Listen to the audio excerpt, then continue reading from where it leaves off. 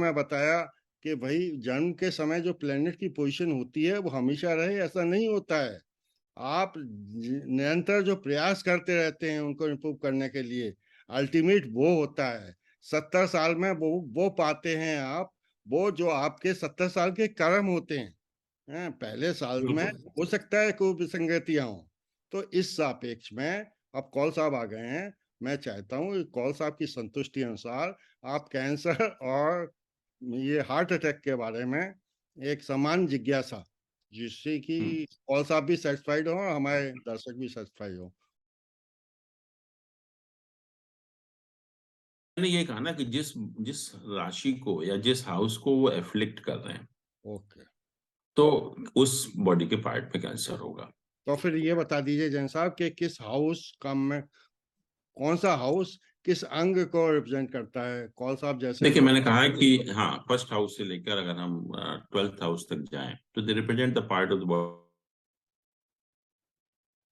From head to the toe. First house हमारे head को represent करता है, जो भी न्यूरोलॉजिकल प्रॉब्लम होगी, ट्यूमर होगा या जो भी होगा, वो फर्स्ट हाउस रिप्रेजेंट करता है। सेकंड हाउस हमारे फेस को रिप्रेजेंट करता है, और फेस पे जो भी हमारे आंखें, कान है, नाक है, मुंह है, उसको रिप्रेजेंट करता है। माउथ कैंसर है मान लीजिए, तो सेकंड हाउस अफ्लिक्टेड होना चाहिए। थर्ड हाउस हमारे नेक है या थ्रोट को रिप्रेजेंट करता है। फोर्थ हाउस हमारे हार्ट को रिप्रेजेंट करता है। फिफ्थ हाउस हमारे डाइजेस्टिव सिस्टम को रिप्रेजेंट करता है, इंटेस्टाइन को रिप्रेजेंट करता है। सिक्स्थ हाउस हमारे बैक को रिप्रेजेंट करता है। सेवेंथ हाउस हमारा जो यूरिनरी ट्रैक्ट है, जो बेसिकली हम कहते हैं यूरिनरी ट्रैक्ट इन्फेक्शन हो, किडनी की प्रॉब्लम हो, तो उसको रिप्रेजेंट करता है। एट्थ हाउस हमारे जेनिटल ऑर्गन्स को रिप्रेजेंट करता है। मेल में अगर एट्थ हाउस अफ्लिक्टेड है तो प्रोस्टेट कैंसर होने की पॉसिबिलिटी है। नाइन्थ हाउस हमारे थाइस को रिप्रेजेंट करता है। 10th हाउस हमारे नीज को रिप्रेजेंट करता है। 11th हाउस हमारे एंकल को रिप्रेजेंट करता है। 12th हाउस हमारे फीट को रिप्रेजेंट करता है। सर में हम ये जो बॉडी का पार्ट हमारा अफ्लिक्टेड है बहुत ज्यादा जो है, तब उस बॉडी के पार्ट में कैंसर होने की या कोई भी गंभीर समस्या होने की प्रॉब्लम होती है। मैं कहता है कि जैसे हर जितने भी जो साइन है, 12 राशियां हमारी, 12 हाउसेस हैं और प्लैनेट हैं, वो किसी ना किसी बॉडी के पार्ट को रिप्रेजेंट करते हैं। और कुछ ग्रह जो शुभ होते हैं, कुछ अशुभ होते हैं। तो एफ्लिक्शन 3 की वजह से होता है। अब क्वेश्चन ये है कि हम इन 3 का उपाय कैसे करें। चलो मैं वो भी बता देता हूँ, क्योंकि जो कैंसर होगा वो इन्हीं 3 की वजह से होगा। अब एक एक प्लैनेट को लें हम, मान लीजिए मार्स को लेते हैं, राइट। मार्स सबसे पहले तो आपके जो कोबॉर्न है, आपके जो सिबलिंग्स हैं, उनको रिप्रेजेंट करता है। तो अगर आप सिबलिंग के साथ अपना बिहेवियर ठीक रखेंगे, पहली चीज सबसे इंपॉर्टेंट है एक्चुअली में, तो मार्स की अपने आप ही शांति हो जाएगी। या मार्स अगर अच्छा भी है तो और अच्छा हो जाएगा। और मार्स हमारी फिजिकल स्ट्रेंथ भी है बॉडी की। तो मार्स अगर अच्छा होता है तो हम फिजिकली भी स्ट्रांग रहते हैं, हम हेल्दी भी रहते हैं। दूसरा, मंगल क्या है कि पूजा पाठ की अभी मैं बात नहीं कर रहा, मंगल जो है किसी भी लाल चीज को रिप्रेजेंट करता है। तो अगर हम किसी भी लाल चीज का दान करेंगे तो भी मंगल की शांति हो जाती है। और सबसे अच्छी रेमेडी क्या है कि जैसे ब्लड डोनेट करते हैं, किसी का कोई प्रॉब्लम होती है तो हम अपने कोई भी रिलेशन हो, फ्रेंड हो, जरूरत होती है तो ब्लड डोनेट करते हैं। अगर हम इसको भी एक पार्ट ऑफ द लाइफ बना लें, कुछ साल के बाद हम एक, जैसे लोग करते हैं, मैंने तो देखा कि लोग हर साल भी करते हैं, कुछ 6 महीने बाद भी करते हैं। तो हम कम से कम जो भी हम पॉसिबल है हमारे लिए लाइफ में, 1 बार 2 बार अगर ब्लड भी डोनेट कर देंगे, there can not be a better remedy than this. तो एस्ट्रोलॉजी इन चीजों की बात करता है जो सबके लिए अच्छे हैं। कि ऐसे नहीं कि जो एक वैसे भी अगर हम कहें शिष्टाचार में भी या बाई कंडक्ट भी एक अच्छा काम हम करते हैं, तो एस्ट्रोलॉजी हमेशा आपको गाइड करता है कि आप अच्छे काम कैसे करो, कभी गलत काम करने के लिए नहीं करता। अब शनि है, शनि जो मेन जिससे हम लोग सब डरते भी हैं और सब प्रॉब्लम का कारण भी वही है। तो शनि ने ये नहीं कहा, हम तो क्या करते हैं कि आप किसी भी शनिवार के दिन जाइए, किसी भी शनि मंदिर में लंबी लंबी लाइनें लगी होती हैं, लोग परेशान रहते हैं, घंटों खड़े रहते हैं। मैं कहता हूँ उसकी जरूरत ही नहीं है। वो हम जा रहे हैं, बिल्कुल गलत जा रहे हैं, उसका कोई फायदा नहीं होने वाला। शनि आपसे 4 चीजें चाहता है, और 4 चीजें वो हैं क्या। सबसे पहले जो है, Shani represents the people who are involve in the manual labour. जो मेहनत मजदूरी करते हैं उनको रिप्रेजेंट करता है। सबसे पहले शनि कहता है कि you have to be nice to those people. Nice मतलब क्योंकि उनके बिना आपका काम नहीं चलने वाला है, आप उनके साथ बदतमीजी नहीं कर सकते।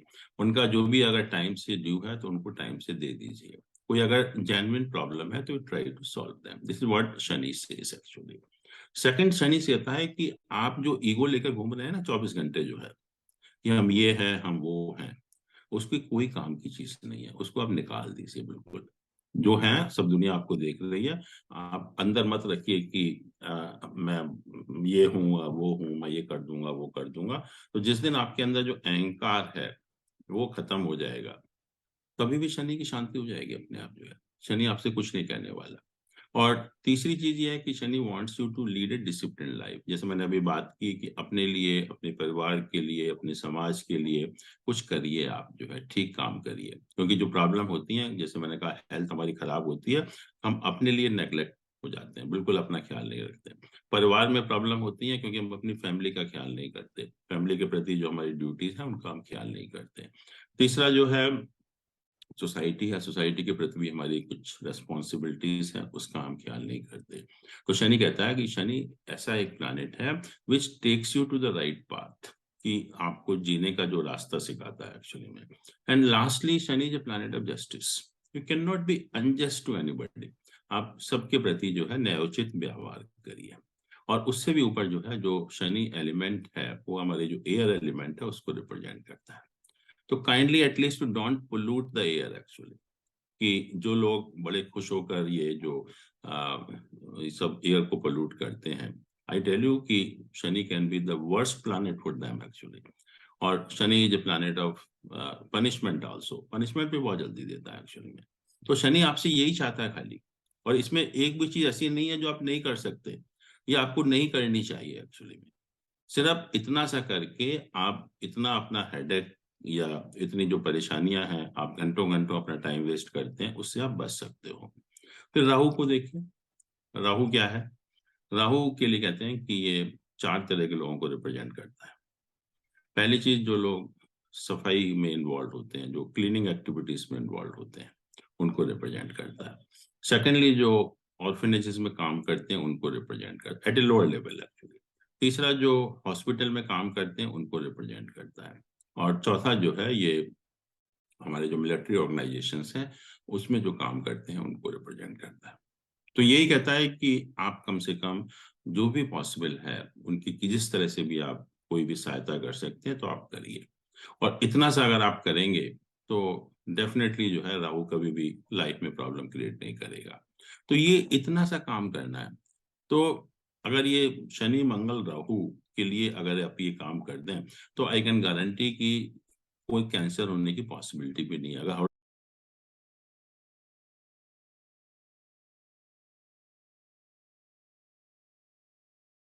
साहब, आपका बहुत बहुत स्वागत है हमारे चैनल पर। आज का विषय कुछ गंभीर है, बीमारियों के विषय में है। बीमारियां बिना बताए आती हैं, मगर वर्तमान में सबसे खतरनाक जो बीमारी मानी जाती है वो हार्ट अटैक और कैंसर हैं। और हिंदुस्तान में तो 40 साल से नीचे की उम्र के बच्चों में भी ये बढ़ती जा रही है। हमारे जैन साहब का कहना ये है, और जो ज्ञान हमें दिया है अभी तक, कि preventive is better than cure.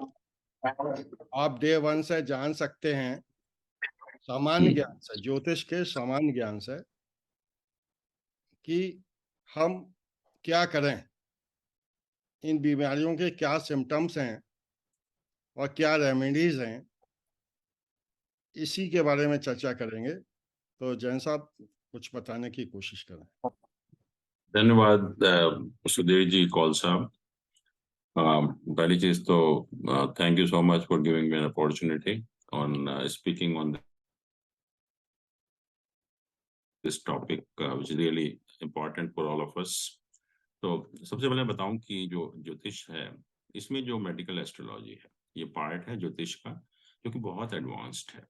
और खास बात इसकी ये है कि हम किसी का भी हॉरोस्कोप देखकर जन्म के समय हम ये बता सकते हैं कि इस व्यक्ति को बॉडी के किस पार्ट में क्या प्रॉब्लम होगी और किस ईयर में होगी। तो ऐसा कोई मेडिकल साइंस नहीं है जो आपको बता दे सब कुछ ये सिर्फ एक ज्योतिष है जो कि जिसको हमने कहा डिवाइन नॉलेज है कि ये आपको जन्म के समय बता दे। और जब जन्म के समय आपको पता लग जाता है कि इस तरह की ये ज्योतिष एक संभावनाओं का खेल है कि ये पॉसिबिलिटी है।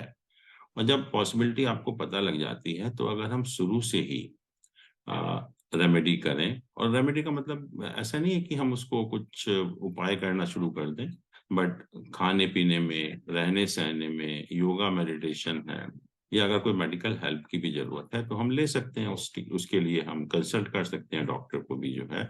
और शुरू से ही अगर we make it as a part of the life remedies को, तो हम देखेंगे कि काफी हद तक हम उस प्रॉब्लम को सॉल्व कर सकते हैं। जैसे आपने कहा हार्ट प्रॉब्लम है, हार्ट से भी सिंपल प्रॉब्लम अगर हम शुरू करें जो आजकल सबको होती है, ये एसिडिटी है, जो कि बहुत खतरनाक भी हो जाती है कभी कभी जो है। और हम सभी लोग इस एसिडिटी है या अल्सर है, इनसे सब पीड़ित होते हैं एक्चुअली में।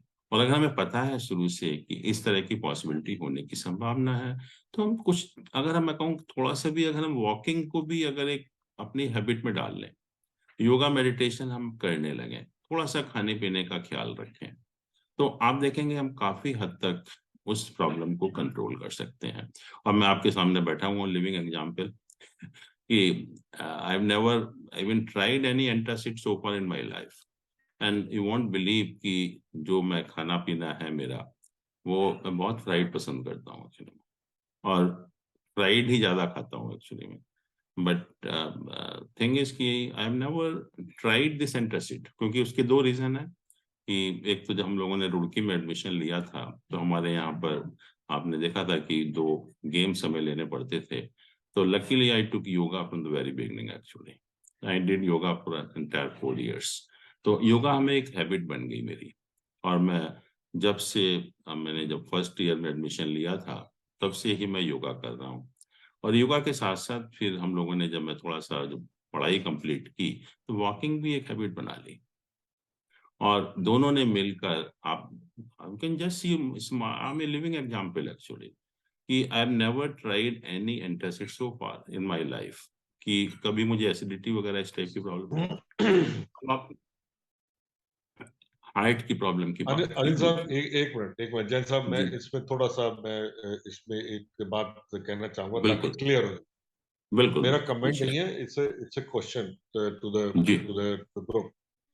जी क्वेश्चन ये है कि देखिए, जो आप बता रहे हैं कि yoga, exercise and all that, उससे जो है आपके प्रिवेंटिव हो जाता है, वो it's a prevention for a future, क्या कहते करेक्ट, हैं, डिजीज को फ्यूचर कंट्रोल प्रॉब्लम, कर, करेक्ट, ठीक है ना। तो फ्यूचर बिल्कुल प्रॉब्लम को सॉल्व करने के लिए आपने प्रीएम्प्टिवली वॉकिंग कर ली, कोई एक्सरसाइज कर ली, योगा कर लिया, breathing exercise, whatever else you are doing, and you were in a way, I would say, either disciplined enough और यू वर लकी इनफ कि हम्म, आपने 16-17 साल की एज में जब आप वहां पे रुड़की गए, तो आपने तो शुरू कर दिया योगा शोगा।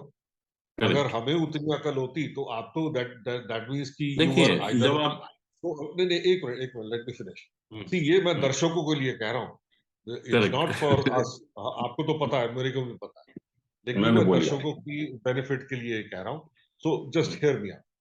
हम्म तो उस टाइम या तो आप इतने अवेयर थे 17 साल की उम्र में, या 17.5 साल, जो भी आप, जब आपने रुड़की यूनिवर्सिटी ज्वाइन हम्म करी, हम्म कि आपने डिसिप्लिन किया कि नहीं भैया, मुझे योगा करना है, मुझे ये करना है, वो करना है, और उसी हिसाब से आप चलते रहे, और आपका हम्म, प्रिवेंटिव मेजर जो है इतना बढ़िया रहा कि आपने आज तक जो है, क्या कहते हैं, कोई दवाई शवाई नहीं लिया, आप बिल्कुल फिट चल रहे हैं। ये तो होगा एक एस्पेक्ट। दूसरा एस्पेक्ट ये कि आपको जो है, विदाउट नोइंग, आप अवेयर नहीं थे, लेकिन हम्म, आपको, क्योंकि अथॉरिटेरियन हिसाब किताब जो हमारा इंडियन कल्चर में है, उस हिसाब से किसी ने आपको बता दिया, किसी गुरु ने, कि भैया ये तू कर, और आपने जो है एक बड़े अच्छे क्या कहते हैं, स्टूडेंट की तरह आपने कहा, नहीं जी, ये मेरा गुरु कह रहा है, तो मैं ये इसको फॉलो करूंगा, because hmm, this will lead to a healthier life in the Right. future. So that means कि I am actually making a cautious investment, जो कि मेरे को later life में मेरे को क्या कहते हैं एक फल दे। तो इन दोनों एस्पेक्ट को जरा थोड़ा डिफरेंशिएट करिए मैं। देखिए, मैं उस टाइम एस्ट्रोलॉजर नहीं था। I am just trying to give you an example कि how these things can solve your problem. अब जो आपने बात की कि आप जब बच्चे होते हैं, मैंने कहा कि जन्म के समय से जब आप थोड़े से भी जब एज आपकी बढ़ना शुरू होती है, तो this is the duty of your parents actually, क्योंकि आपको तो पता नहीं कुछ उसमें क्या होने की संभावना है, तो नेचुरली कोई ना कोई तो गाइड करेगा ही आपको। तो अगर पेरेंट्स या तो अपने आप या किसी भी जो लर्नर एस्ट्रोलॉजर है उसकी एक बार पत्री दिखा दी, जन्म पत्री उसको दिखा दिया। जैसे हम सर्ट एनालिसिस करते हैं अपने मैनेजमेंट में भी जो है, तो हमें कम से कम ये पता लग जाता है कि कौन सा प्लैनेट वीक है, कौन सा हाउस वीक है, किस टाइप की प्रॉब्लम हो सकती है। तो उसको जानने के बाद तो now this becomes the duty of the parents कि वो उसको बच्चे को उसी तरह से गाइड करें। और मैं बताऊं कि I have a granddaughters grandsons actually, तो मैंने उनका भी हॉरोस्कोप देखा, तो मैं उनको अभी से ये कुछ को इस टाइप की मतलब ट्रेनिंग दिलवा रहा हूँ कि मतलब शुरू से आप करो तो ये प्रॉब्लम नहीं होगी आपको जो है। तो ये बच्चे की ड्यूटी नहीं है, या मैं खुद नहीं कर सकता था उस टाइम जो है। This is the duty of the someone who is guiding you और योर पेरेंट्स, वो ही कर सकते हैं इसमें जो है। तो उनको ध्यान में आपके रखना लिए है मैं कि आपसे पूछ रहा हूँ कि आपको जो है आपको किसी गुरु ने बताया था या आप अवेयर थे? आप खुद ही कह मुझे रहे हैं आप मैं उस टाइम कुछ भी अवेयर एस्ट्रोलॉजिस्ट नहीं नहीं था। थे। I was not knowing even the ABC, this is just by chance which happened in my life. Okay, okay, हाँ, ऑलराइट। तो ये मैं बता रहा हूँ कि मैं I am trying to give you an example कि इस तरह से भी अगर हम अगर हमें मालूम पड़ जाए तो हम थोड़ा सा प्रिकॉशन लेके अपनी लाइफ को या अपनी जो हेल्थ को बहुत अच्छा मेंटेन कर सकते हैं। पर्पज ये है यहाँ बताने का जो है। हाँ, अब जो है अब क्वेश्चन इस बात का आता है कि आप जैसे डिसिप्लिन लोग जो है मेरे ख्याल करोड़ में 5 करोड़ में एक आदि होगा। और देखिए। ये मैं सीरियसनेस में कह रहा हूं, मैं मजाक नहीं कर रहा हूं। वाकई हम्म। इतना बड़ा डिसिप्लिन होना, या तो हम्म। आपके जो भी आश्रम वगैरह में होते हैं उसी में जो स्टूडेंट जाते हैं पढ़ने के लिए, जो वहीं रहते हैं वहीं पढ़ते हैं, हम्म। तो उनमें जो है इनकलकेट किया जाता है ये कल्चर कि भैया आपने जो है एक डिसिप्लिन लाइफ लीड करनी है, जिसमें आपने ये सारे योगा के जो भी एक्सरसाइजेज हैं या वैसी हम्म। एक्सरसाइज जो भी कुछ है वो सब करना है।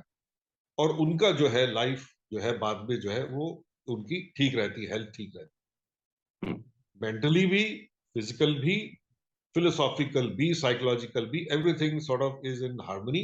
और वो बड़ा हम्म। अच्छा जीवन जो है व्यतीत करते हैं। ठीक है। अब देखिए होता क्या है कि वो तो 5-7 हो गए आपके, क्या कहते हैं, 1 करोड़ में। लेकिन जो बाकी जनता जो है हमारे जैसे हम्म। तो जो कि डिसिप्लिन नहीं होते, वो जो देखिए। है हम लोग जो है अपना, नहीं सुन लीजिए, वो हम लोग क्या करते हैं, हम लोग जी क्या कहते हैं, पहले तो योगा फोगा तो खैर तब तो था ही नहीं, हिसाब किताब ही नहीं था जब हम रुड़की में थे। तो हम लोग जो है बाद में कुछ लोग जो है सीख गए, उन्होंने योगा शोगा किया, और हो सकता है कि उसका कोई पॉजिटिव इफेक्ट आया हो। लेकिन जो हमारी उम्र के, जो आप अगर सारे हमारे बैचमेट्स देखोगे, सब के सब जो है कोई 15-20 गोलियों में सब चल, यही कोई मैं बताने की किसी को कोशिश ब्लड कर रहा प्रेशर हूँ है, किसी को आपको ब्लड थिनर कि चाहिए, किसी को साला हाँ, कुछ है, किसी बिकॉज को कुछ है, दिस मतलब वो जो हैपेंड है दिस बहुत दिस कुछ लगा हैपेंड हुआ है। Because we have not taken care of our self. और भगवान ने आपको पूरी विल, पूरी आपको एक एक वो दिया है कि आप अपने केयर अपने आप कर सको जो है। लेकिन अगर हम उसी को नेग्लेक्ट करेंगे, अगर अपनी खुद की केयर अपने आप नहीं करेंगे, तो all these things are going to happen actually. अब पुराने हाँ, टाइम में आपने कहा कि किसी को पता नहीं होता था। पुराने टाइम में सबको अच्छी हैबिट इनकलकेट करते थे माता पिता जो है। आपने देखा कभी कि इतने जो छोटे छोटे बच्चों को जब हम बहुत छोटे थे, सबसे पहले ये सिखाया जाता था कि सबसे पहले उठ के घर में जितने भी बड़े हैं उनके पैर छूइए। और पैर छूने का मतलब ये नहीं था कि कोई मतलब गलत आदत सिखा रहे हैं। That was a wonderful habit. और पैर छूने से ही आप देखेंगे ज्योतिष में कई प्लैनेट अपने आप इतने अच्छे हो जाते हैं, कोई प्रॉब्लम होती ही नहीं है। और पहले प्रॉब्लम हुआ भी नहीं करती थी। ये जो प्रॉब्लम बढ़ी है, ये आजकल के टाइम में बढ़ी है, जब हम लोगों ने पूरा का पूरा अपने आप का ख्याल करना बंद कर दिया। We have become totally indiscipline, we have become so I I can say कि इतने क्रूअल हो गए to ours our self, and this never was taught earlier actually. और भगवान ने हमें जो दिया है ना सबसे अच्छा दिया है। जो भी हमने खराब किया अपने आप ही किया। हम किसी को दोष नहीं दे सकते कि भगवान ने मेरा भाग्य खराब किया। हमने अपने आप खराब किया उसको जो है, क्योंकि हमने अपनी केयर नहीं की। और ये केयर करना जो इनकलकेट है, that can be done in anybody's life actually, but only thing is कि the parents have to take care actually. अगर पेरेंट्स टेक केयर नहीं करेंगे तो बच्चा तो अपने आप नहीं करेगा, और जैसी हैबिट उसको डेवलप हो जाएगी वैसे वो करने लगेगा एक्चुअली में। तो ये कहना कि हम आजकल सिर्फ 5% ही डिसिप्लिन हैं, तो ये डिसिप्लिन क्यों है, इनडिसिप्लिन क्यों है हम लोग? क्योंकि हमने अपने आप को वैसा बना दिया है। तो थोड़ा सा कंट्रोल करना पड़ेगा। अगर हम इसी तरह से जीना चाहते हैं तो it's all depends on you. But अगर हम थोड़ा सा ठीक रखना चाहते हैं तो थोड़ा सा डिसिप्लिन तो आपको रखना ही पड़ेगा अपने अंदर जो ये है। जैन साहब एनीवे इसमें जो हम है जैन साहब एक कौन बड़ा साहब मैं क्वेश्चन आता है इसमें। हाँ अच्छा ठीक है, सिन्हा साहब आप बोलिए। हाँ मेरा साहब मेरा ये कहना है मेरा ये कहना है कि कौल साहब ने जो परसेंटेज बताया वो तो उचित नहीं है। मेरी सोच ये है कि एक सर्वे कहता है कि जिन बच्चों ने स्मोकिंग और ड्रिंकिंग पे कंट्रोल रखा उनका बुढ़ापा सुखदायी रहता है। बिल्कुल। जिन बच्चों ने अपने माँ बाप की इज्जत की उनका बुढ़ापा और स्वास्थ्य अच्छा रहता है। होगा। दिस इज व्हाट एस्ट्रोलॉजी मेरा सेज। मानना यह है कि जैन साहब आपने बताया है कि सन और मून, सन आत्मा है और मून मन है, ऐसे ही है ना? करेक्ट, बिल्कुल। और सन अपनी आत्मा और मन को अगर आप शुद्ध रखते हैं, सभी तरह के विकार और हर तरह की सफलताएं चूमती हैं हमको। और करेक्ट। मेरा मानना यह है कि देखिए मैं तो एक जमींदार फैमिली में पैदा हुआ था और हमारे पिताजी बड़े गर्व से कहते थे कि साहब 22 गांव हमारे पास थे और इस तरह से घड़ों में भरे हुए, ड्रमों में भरे हुए शराब रहती थी। We enjoyed life like that. हमने सोचा कि 22 गांव थे, मेल चाइल्ड्स की भी कमी नहीं थी, मगर राइट। सबने अय्याशियां की और निश्चित रूप से मिट्टी में मिला दिया। तो मेरा मानना यह है कि ये अवेकनिंग बच्चे को एनवायरनमेंट को देख के, अपने पूर्वजों की सफलता विफलता देख के आती है। हमें बच्चों को ये मैसेज देनी चाहिए कि स्मोकिंग इज इंजूरियस। बुढ़ापा आपका कष्ट में कटेगा अगर आप माँ बाप की इज्जत नहीं करेंगे। ये कोई मार्केटिंग हम नहीं कर रहे हैं कि माँ बाप की आप इज्जत करिए, हैं? माँ बाप आजकल की इस तरह की जरूरत नहीं महसूस करते हैं कि बच्चे उनके पैर दबाएं या आउट ऑफ वे उनके लिए पेन लें। मगर ये बच्चों को अगर अपना भविष्य बनाना है तो माँ और बाप, sun and moon are very important. इस सापेक्ष जैन साहब आप बताने की कोशिश करिए। देखिए मैं सन थोड़ा, चलो मून नहीं, थोड़ा एंड सा पहले इसका मैं पहले इसका एक जवाब दे दूं। जी जी बताइए आप इसका जो बताइए। है, इसका मैं नेचुरली, आप हम ऐसा डिवाइड कर सकते हैं कि आप जो है एस्ट्रोलॉजी के पॉइंट ऑफ व्यू से आप जवाब दीजिए जैन साहब, और मैं जो हूँ, जो जनरल जो सोसाइटल जो ट्रेंड्स है मैं उसके मुताबिक जवाब। वही तो मैं, this is then I what we think are going to discuss we will कि विल ये जो will make societal something. Trend है, सोसाइटल ट्रेंड जो चल रहे हैं वो उसके अगेंस्ट में है एस्ट्रोलॉजी प्रिंसिपल के, और इसीलिए प्रॉब्लम सारी हो रही है। यही तो हम बताना तो चाह रहे हैं मैं कि अगर हम, हाँ, तो मैं उसी सोसाइटी के तो बारे में, मैं जैसी है वो सोसाइटल, सब हम जानते ही हैं सोसाइटी कैसी है, और जो प्रॉब्लम जो हो रही है, जो नहीं आपने नहीं नहीं, हम सिन्हा नहीं साहब ने जानते, कहा। नहीं नहीं नहीं, हम नहीं जानते। देखिए ऐसा है, अगर हम्म आप एक कलर्ड ग्लास पहन के सोसाइटी को हम्म देखो, हम्म और आपके कलर्ड ग्लास जो है वो टोटली टोटली टोटली, जैसे कि सिन्हा साहब कह रहे थे कि आपका जो है जो कलर्ड ग्लास जो है वो उस कलर में बसा हुआ है जिसमें कि भाई बुजुर्गों की इज्जत करो, सवेरे 4 बजे उठो, रात को 8 बजे सो जाओ, 6 बजे हम्म डिनर कर लो, मतलब जो एक एक सेट पैटर्न जो कि हेल्दी लाइफ का है, मैं उससे डिसएग्री नहीं कर रहा।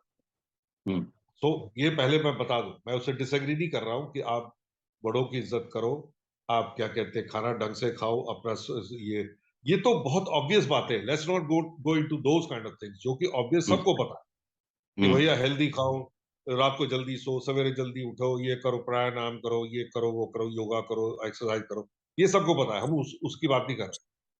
हमें जो है मुद्दे वो उठाने हैं जो कि आजकल की जो लाइफस्टाइल है, जो आजकल जो हो रहा है, उसमें उसको कैसे फिट करें, so that with the existing parameters we can have a good life and a healthy life and stay as happy as we can considering the circumstances we are living in.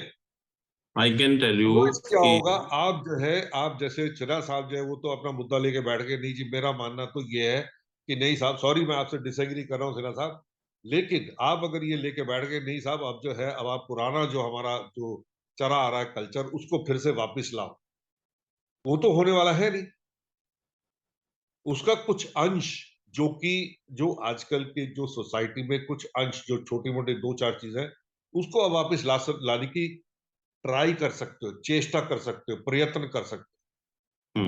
लेकिन आप कहेंगे जो वैसा का वैसा ही वापस आ जाए, वो तो होने वाला है। बिल्कुल नहीं होने वाला, तो बिल्कुल सही बात है। उस चीज को हाँ, मद्देनजर रखते हुए मेरे हिसाब से, और देखिए इसी में मैं एक टेंजेंट आपको बताना चाहता हूँ।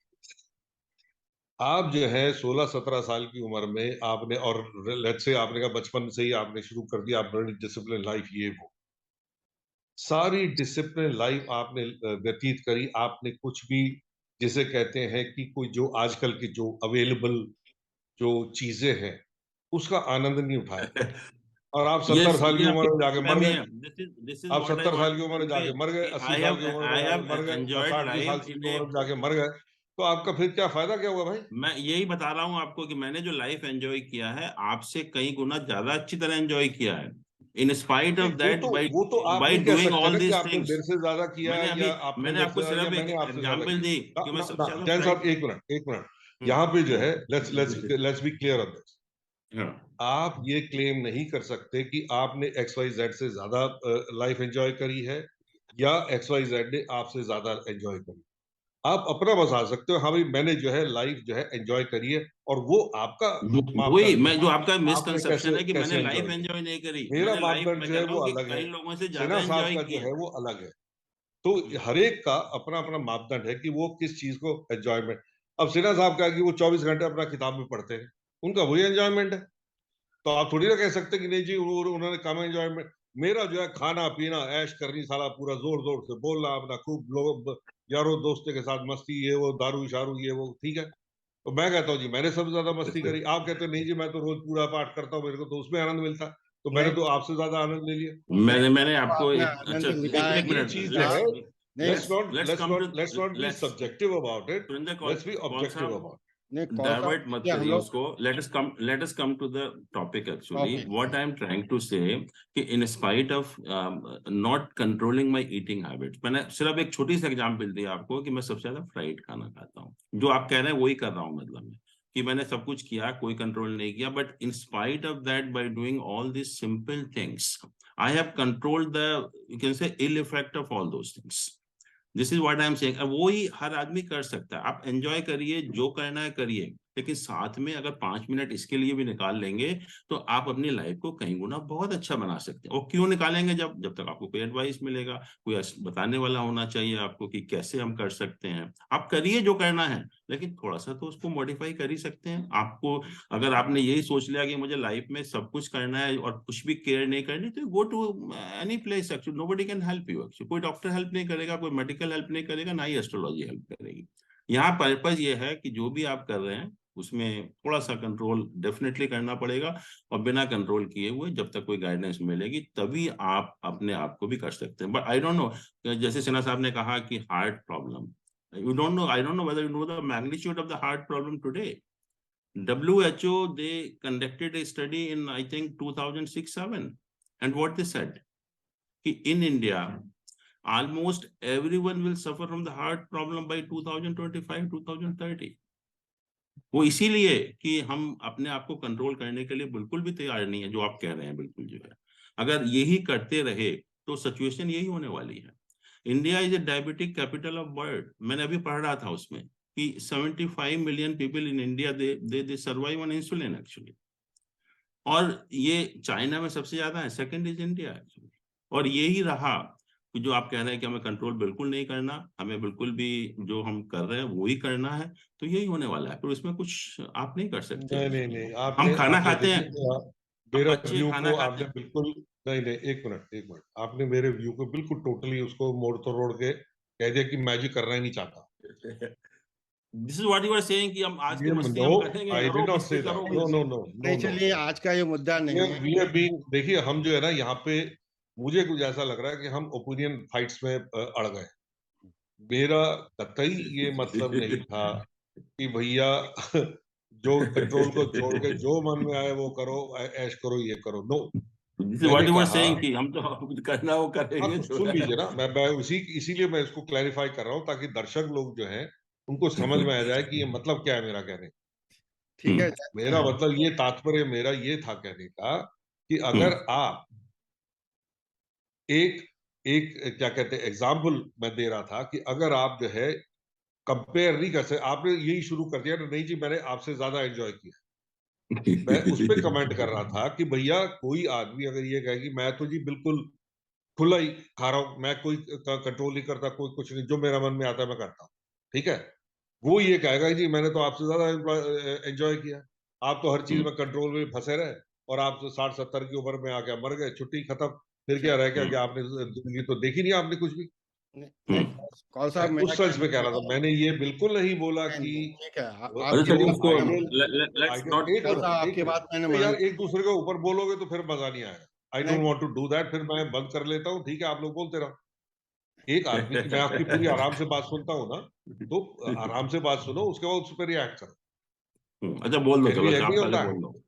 हाँ, can you, so what I am trying to say is कि मेरे हिसाब से कंट्रोल और फ्री विल, इसमें एक बैलेंस होना चाहिए। मैं आपको दो एग्जांपल देता हूं, एक मेरे ex father in law, x and let father in law, और मैं अपने फादर के एग्जांपल देता हूं, ठीक है। मेरे फादर में कोई ऐप नहीं था, he was the most honest man, he retired as a chief engineer those days. I am talking about he joined this company in 48 and he retired somewhere in mid 60s or something like that, late 60s, मुझे याद नहीं है, right. उनको कोई app नहीं था, वो सिर्फ सिगरेट पीते थे, ठीक है। सारी लाइफ उन्होंने, I think he started smoking at the age of 16 or something, 17 something like that, he told me, and he died hale and hearty at the age of 84। उनको सारी जिंदगी साला कोई एलिमेंट, मैंने उनको कभी बीमार देखा ही नहीं, राइट, कुछ नहीं, सब बिल्कुल फर्स्ट क्लास चलता रहा 84 की राइप एज पे। भाई साहब वो बड़े आराम में, हाँ लेटर एज में कोई 3-4 साल उनको थोड़ा सा डिमेंशिया हुआ था, एल्जाइमर्स नहीं, dementia, he remembered everything, everything he recognised everybody, but ये कि उनको शॉर्ट टर्म मेमोरी में थोड़ा सा लॉस हो गया, लॉस। तो he repeated himself many times. So to cut the long story short, I am talking about my late ex father-in-law. वो भाई साहब मेरे ख्याल, आई थिंक ही वाज हार्डली 74 और 75। उन्होंने कभी साला ना सिगरेट टच किया, ना कभी उन्होंने विस्की टच करी, अपना बहुत ही साधारण जीवन जीते थे, किसी से लेना देना नहीं, बिल्कुल साधु आदमी। और वो भाई साहब 73 या 74 के थे जब हो गए, and he had a massive heart attack. So ये चीज जो है ना, इसको आप इतना वास्ट जनरलाइजेशन आप नहीं कर सकते कि जो जो डिसिप्लिन लाइफ जीतेगा वो जो जिएगा, वो, there is lot of genetic. ये मैंने कब कहा कि जो डिसिप्लिन लाइफ जिएगा वो ही करेगा? मैंने ये नहीं कहा, मैंने कहा कि जो भी आप कर रहे हो थोड़ा सा डिसिप्लिन करके उसको काफी हद तक कंट्रोल कर सकते हो। ये मैंने दैट नहीं आई कहा एग्री कि, विद, बस वही तो बात हो दैट आई रही है। एग्री विद, वही मैं कह दैट रहा इज हूँ what I sir. Am saying कि आप जो मैं है यही तो बैलेंस अगर आप मैं यही तो रखोगे कि आपको आप बता जो रहा है, हूँ इतनी देर से और कि ये मैं कई बारी, डिसिप्लिन। ये बार, और आप अल्सर्स की बात कर रहे हो ना, मेरे एक्स फादर इन लॉ को अल्सर ही था। He hmm, had a terrible terrible time, उनको तो मतलब उस टाइम तो खैर इतनी मेडिकल साइंस भी इतनी एडवांस नहीं थी जो कि आजकल है। वो जो है बहुत सफर कर रहे थे उसमें, and then finally he died of heart attack, massive heart attack, and he died suddenly, he was no more within a few minutes। तो ये जो है ना, इसलिए जो आप बात कर रहे हो बिल्कुल मैं एग्री कर रहा हूँ कि उसमें एक बैलेंस होना चाहिए कि आप मतलब अपनी लाइफ को आप इतना डिसिप्लिन कर दें कि आप जो है एंजॉयमेंट ही ना कर पाए, आप यारों दोस्तों के साथ बैठ के ये दारू ना पी किसने सकें। कहा कि एंजॉयमेंट नहीं करो नहीं, ऐसा? मैं नहीं कह रहा हूँ, अरे भैया मैं तो कह रहा हूँ, मैं एग्री कर रहा हूँ यार तुम्हारे साथ, मैं तो एग्री बस कर रहा ठीक हूँ है। भैया। चलिए हाँ, मैं तो थैंक्स, एग्री कर ओके। रहा हूँ, but there has to हाँ be a अब, balance। चलिए हाँ कौल साहब, आप सिन्हा साहब बताओ। हाँ, कौल साहब, अभी एक्चुअली 10 मिनट से भी कम समय बचा है। हमने जैन साहब से तय किया था एक ब्रीफ टॉक देंगे इस बारे में, और मेरी सोच ये थी कि साधारण टॉक देंगे जिससे कि साधारण आदमी भी जनपत्री देख के कुछ बातों को समझ सके। जैसे कि मैं ये कह रहा हूँ कि आपकी हार्ट प्रॉब्लम रिलेट करती है सन से, मून से, फर्स्ट हाउस से, फोर्थ हाउस से और सिक्स्थ हाउस से। तो इसके बारे में थोड़ा बताते हुए कि किस तरह से सामान्य आदमी देखे और क्या निदान करे, इसी तरह से कैंसर कैसे देखा जा सकता है, कुछ इसके बारे में चलिए, हाँ, थोड़ी सी बात कर लें तो बस चलिए, बढ़िया रहेगा। Correct. I think let's talk of heart problem actually. और जैसा देखा मैंने अभी कि जो इंडिया में 30 million people they are suffering from heart problems and 2 lakh heart surgeries are being done every year actually। तो ये समस्या बहुत एक विकट समस्या है, उसके बहुत सारे कारण होंगे, मैं उसके ऊपर नहीं जा रहा अभी जो है, सिर्फ मैं एस्ट्रोलॉजी के पॉइंट ऑफ व्यू से बात करूंगा कि ये क्यों होता है एक्चुअली में। और जैसा मैंने कहा कि ज्योतिष में 12 भाव होते हैं, 12 राशियां होती हैं, और हम 9 प्लैनेट को वैदिक एस्ट्रोलॉजी में कंसिडर करते हैं। तो जितनी भी जो राशियां हैं या जितने भी जो हमारे 12 भाव हैं, they represent a particular portion of the body. If you start from top to the toe actually, तो 1 2 3 4 हम नीचे नीचे आते चले जाएंगे, तो वो हमारे डिफरेंट डिफरेंट पार्ट्स को इंडिकेट करती हैं। ऐसे ही जो प्लैनेट हैं वो भी बॉडी में जो प्रॉब्लम होती हैं उसको या बॉडी के जो पार्ट को रिप्रेजेंट करती हैं। और खास तौर से जब हार्ट अटैक की बात हो रही है, तो सन एक जो प्लैनेट है हमारा, जो सूर्य हम जिसको बोलते हैं, वो हमारे हार्ट का कारक है, सिग्निफिकेटर है एक्चुअली में। और नेचुरली अगर सन एफ्लिक्टेड होगा किसी भी हॉरोस्कोप में, आप देख लीजिए, एफ्लिक्शन का मतलब होता है कि जो हमारे प्लैनेट हैं, ग्रह, कुछ तो शुभ होते हैं, कुछ अशुभ होते हैं। जैसे वीनस है, जुपिटर है, ये शुभ ग्रह माने गए हैं। मून है, मरकरी है, कुछ टाइम शुभ होते हैं, कुछ टाइम अशुभ होते हैं। और जो प्लैनेट है, सन है, मार्स है, सैटर्न है, राहु केतु है, ये हमेशा अशुभ प्लैनेट होते हैं एक्चुअली में। तो सन अगर एफ्लिक्टेड होता है विद दिस मैलिफिक प्लैनेट, तो हमारे एक हृदय रोग होने की पॉसिबिलिटी बढ़ जाती है। दूसरा, जहां तक हाउस का सवाल है, हमारा जो फोर्थ हाउस होता है, वो रिप्रेजेंट करता है हमारे हार्ट को जो है। तो अगर फोर्थ हाउस भी अगर मैलेफिक प्लैनेट से अफिलिक्टेड होगा, तभी भी हमें हार्ट प्रॉब्लम होने की पॉसिबिलिटी होती है। ऐसे ही फिफ्थ हाउस भी, क्योंकि फिफ्थ हाउस हमारी 5वीं राशि को भी रिप्रेजेंट करता है, तो अगर फिफ्थ हाउस भी अफिलिक्टेड होता है तभी भी हार्ट की प्रॉब्लम बढ़ जाती है। और खास तौर से जो फर्स्ट हाउस है, हमारी हेल्थ है, जनरल हमारी पर्सनैलिटी है, टेम्परामेंट है, नेचर है, तो फर्स्ट हाउस का भी प्रभाव पड़ता है। और सिक्स्थ हाउस हमारी जो बीमारियां हैं उनको रिप्रेजेंट करता है। तो ये हम हॉरोस्कोप देखकर, सन अगर एफ्लिक्टेड है या फोर्थ हाउस एफ्लिक्टेड है या फिफ्थ हाउस एफ्लिक्टेड है, तो स्ट्रेट अवे हमें एक अंदाजा लग जाता है कि इस व्यक्ति को हार्ट प्रॉब्लम होने की पॉसिबिलिटी है।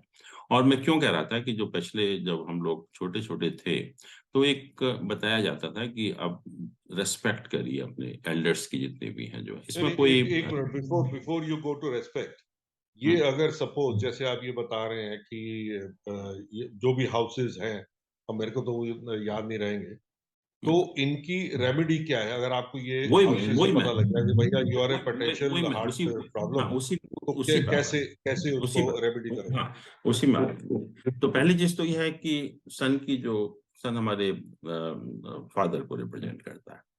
तो अगर हम फादर की रिस्पेक्ट करेंगे, फादर के जैसे खास तौर से हम सिंपल चीज है उनकी, अगर उनकी चीजों का इस्तेमाल भी करेंगे, तो that is also giving a due respect to the father actually.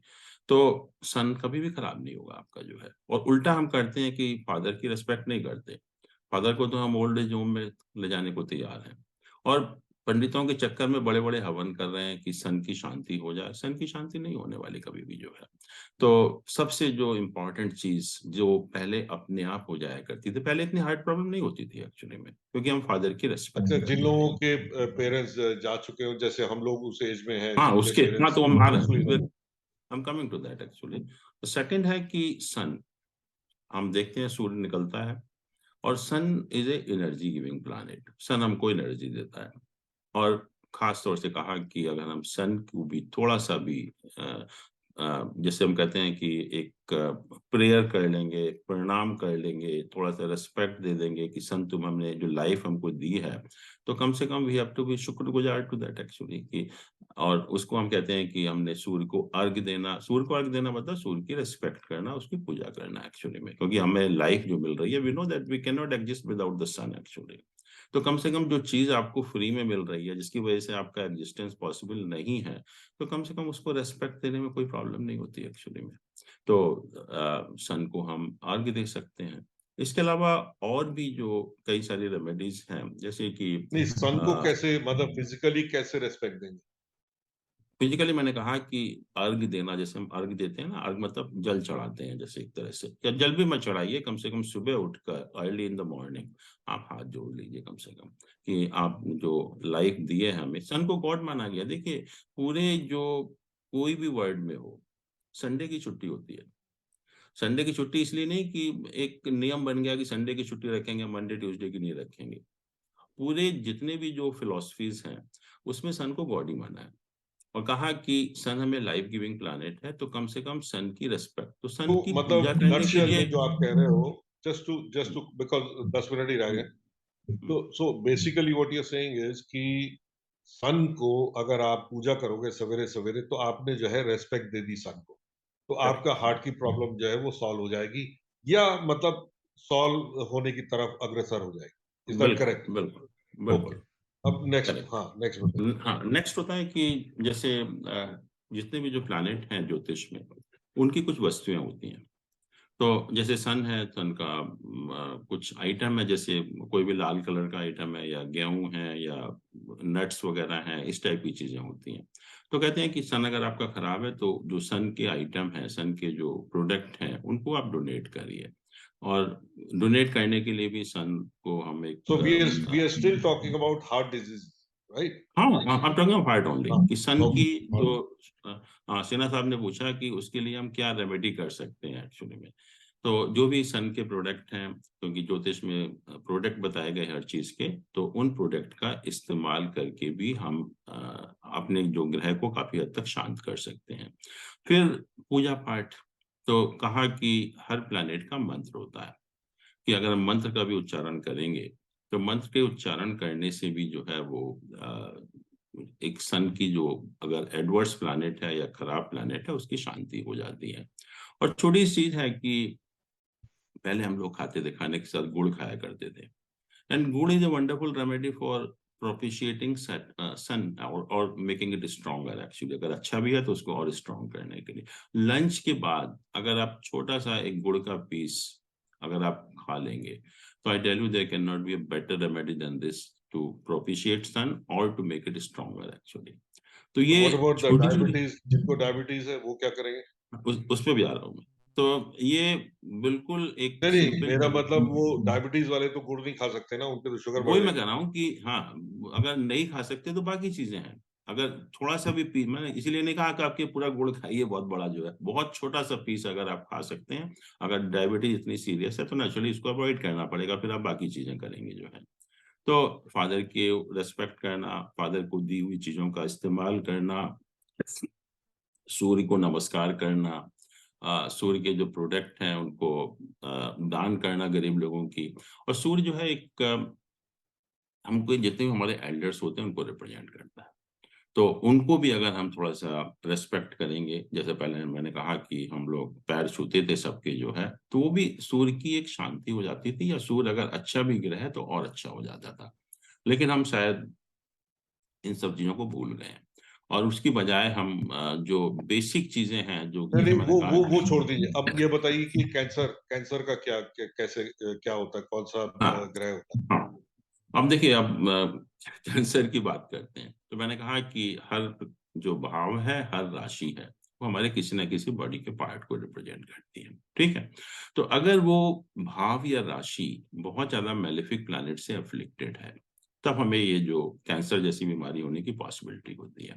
और बॉडी के किस पार्ट में होगी, तो जहां पर एफ्लिक्शन है कि बॉडी का कौन सा पार्ट जो है वो हॉरोस्कोप में आपको एफ्लिक्शन दिखा रहा है, और ये तो एक जनरल पार्ट हो गया, बट हमने जो डिविजनल चार्ट का इस्तेमाल करते हैं, ऑल्सो वी वांट सरप्राइज कि इवन जो एक छोटे से छोटा बॉडी का part, we can find out कि यस, इस बॉडी के इस पार्ट में प्रॉब्लम होगी, and I have tried in so many cases actually, and it comes to the exactly same part. अगर आप माउथ में भी है, कि माउथ का कैंसर भी है, तो आ जाएगा कि राइट जॉ में होगा, लेफ्ट जॉ में होगा, राइट साइड में होगा, लेफ्ट साइड में होगा।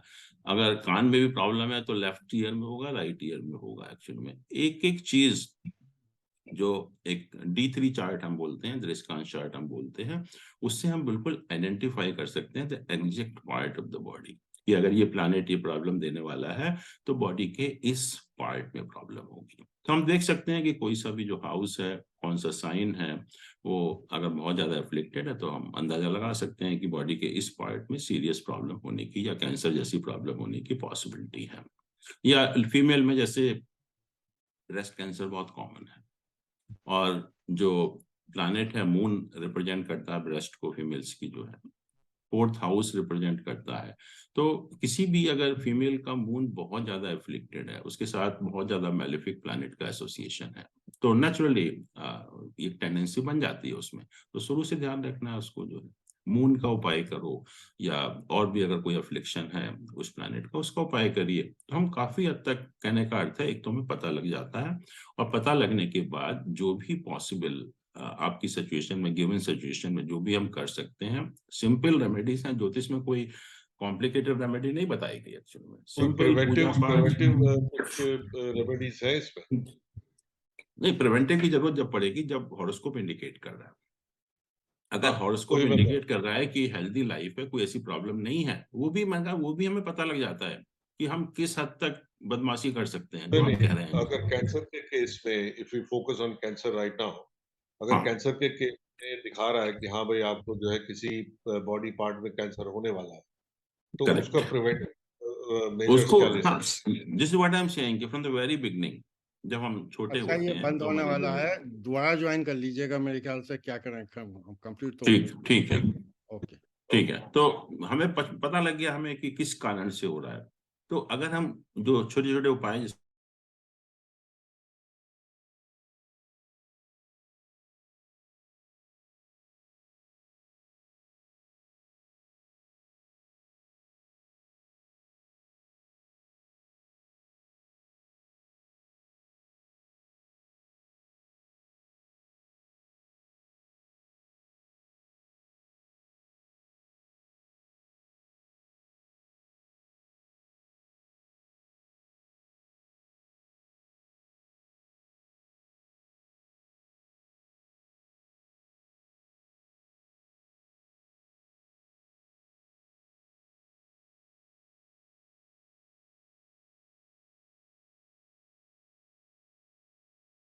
मानना ये है कि इम्यूनिटी इंडेक्स भी होता है एक।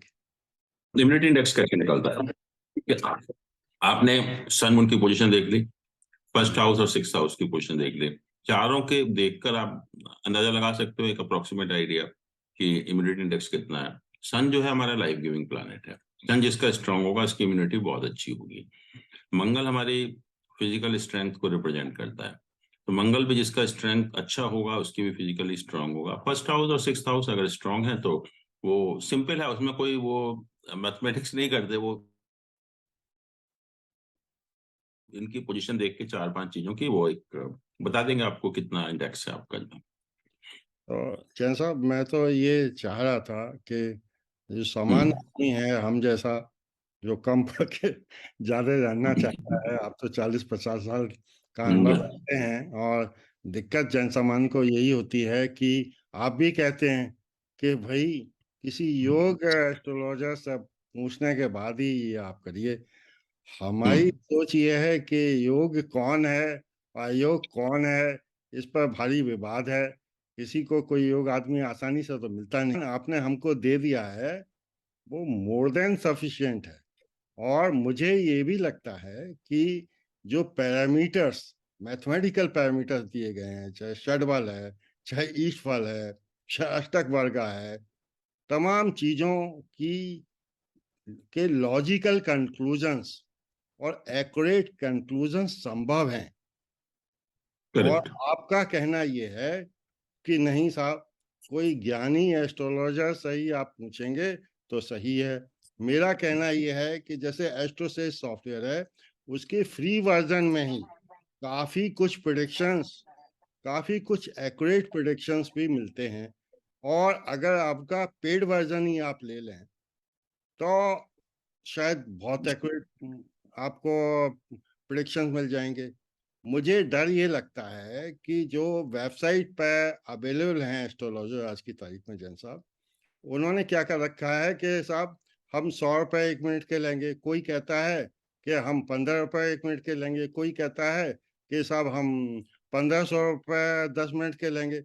तो वो करते क्या हैं कि मुझे ऐसा लगता है कि जैसे आपने मुझे ज्ञान दिया है ना, मैं भी एस्ट्रोलॉजर बन सकता हूँ। मैं कहूंगा कि भाई अपनी डेट ऑफ बर्थ बताओ, टाइम ऑफ बर्थ बताओ, प्लेस ऑफ बर्थ बताओ। उसके बाद मैं इस तरह का कोई पेड सॉफ्टवेयर खरीद लूंगा, उसमें फिर घुमा फिरा के मैं उसको जवाब दे दूंगा, जबकि मेरा ज्ञान आपके बराबर है ही नहीं। मैं बेवकूफी ये बना। मैंने जो मैं बात करता हूँ ना कि ज्ञानी एस्ट्रोलॉजर, मैं इसका पर्पस ये नहीं है, पर्पस सिर्फ ये है कि जो हमारा आजकल कंसेप्शन है अबाउट एन एस्ट्रोलॉजर वो बहुत ही गलत है। क्योंकि हमने ये सोचा हुआ है कि मंदिर में बैठा हुआ पुजारी ही एस्ट्रोलॉजर है। अब मैं बताता हूँ आपको, क्योंकि जो मेरा एक्सपीरियंस है, 95% of the people they go to them only. जबकि फैक्ट ये है कि उनको एबीसी भी नहीं आता इस सब्जेक्ट का। लेकिन हमारे माइंड में एक बैठाया गया शुरू से कि वो पंडित है वही एस्ट्रोलॉजर है। कोई हमको एस्ट्रोलॉजर नहीं मानता एक्चुअली में। तो ज्ञानी का मतलब मेरा इसीलिए है कि आप उनके चक्कर में मत पड़िए कि जिनको एबीसी भी नहीं आती उनको आप ज्योतिष समझकर उनके पास चले जाइए। कम से कम किसी तरीके से भी ये वेरीफाई कर लें कि इस व्यक्ति को थोड़ा बहुत ज्ञान है या नहीं है। अगर थोड़ा बहुत भी ज्ञान है जो आज के परिप्रेक्ष्य में, वो भी काफी है, ये सब चीजें बता सकता है। बट 95% लोगों को उतना भी नहीं है। तो और हम जाएंगे उन्हीं के पास, जाते हैं क्योंकि हमारा एक माइंडसेट बना हुआ है कि एस्ट्रोलॉजर कौन है। नहीं जैसा तो मैं प्रॉब्लम ये जैसा मेरा कहना यह है कि जितना आपने हमें बता दिया, जितना मैंने हम्म, आपसे सीखा, मुझे ये लगता है हम्म, कि मोर देन एडुकेट है अपनी वेलफेयर को देखने के लिए, बिल्कुल अपने बिल्कुल, स्वास्थ्य को देखने आप के लिए। बिल्कुल और बिल्कुल देख आप सकते हैं। आप जो हम आज चर्चा भी कर रहे हैं बीमारियों के बारे में, क्योंकि हम तो अपने से भी कम जानने वाले को ये मैसेज देना चाहते हैं कि भाई आप में ज्ञान अच्छा खासा है, आप इतना इतना बस ध्यान रख लीजिए, आपकी हेल्थ बढ़िया रहेगी, आपका भविष्य अच्छा रहेगा। आपने हमें बताया कि भाई जन्म के समय जो प्लेनेट की पोजीशन होती है वो हमेशा रहे, ऐसा नहीं होता है। आप निरंतर जो प्रयास करते रहते हैं उनको इम्प्रूव करने के लिए, अल्टीमेट वो होता है। 70 साल में वो पाते हैं आप, वो जो आपके 70 साल के कर्म होते हैं। पहले साल में बिल्कुल। हो सकता है कोई विसंगतियां हो। तो इस सापेक्ष में अब कौल साहब आ गए हैं, मैं चाहता हूँ कौल साहब की संतुष्टि अनुसार आप कैंसर और ये हार्ट अटैक के बारे में एक समान जिज्ञासा, जिससे कि हम्म, कौल साहब भी सेटिस्फाइड हो और हमारे दर्शक भी सेटिस्फाइड हो, उस हाँ तरह तो से मैंने हाँ तो मैंने हार्ट के बारे में बताया और सिंपल आपको रेमेडीज भी बताई कि उनके द्वारा करके और उनको अपने लाइफ का एक पार्ट बनाकर आप देखेंगे काफी हद तक हम उसको कंट्रोल भी करेंगे। और प्लैनेट का उपाय नहीं, क्योंकि हमें पता लग जाता है कि हमारे हार्ट प्रॉब्लम होने की संभावना है, तो हम अपने खाने पीने पर भी नियंत्रण करेंगे। थोड़ा सा टाइम से खाएंगे, टाइम से पिएंगे, और जो भी हमारे लिए रीजनेबल है वही खाएंगे। जैसे मैंने कहा बहुत फ्राइड नहीं खाएंगे या उल्टी नहीं नहीं, चीजें नहीं एक एक खाएंगे। एक एक मिनट जैन हम्म, साहब, सॉरी मैं हम्म, इंटरप्ट कर रहा हूँ।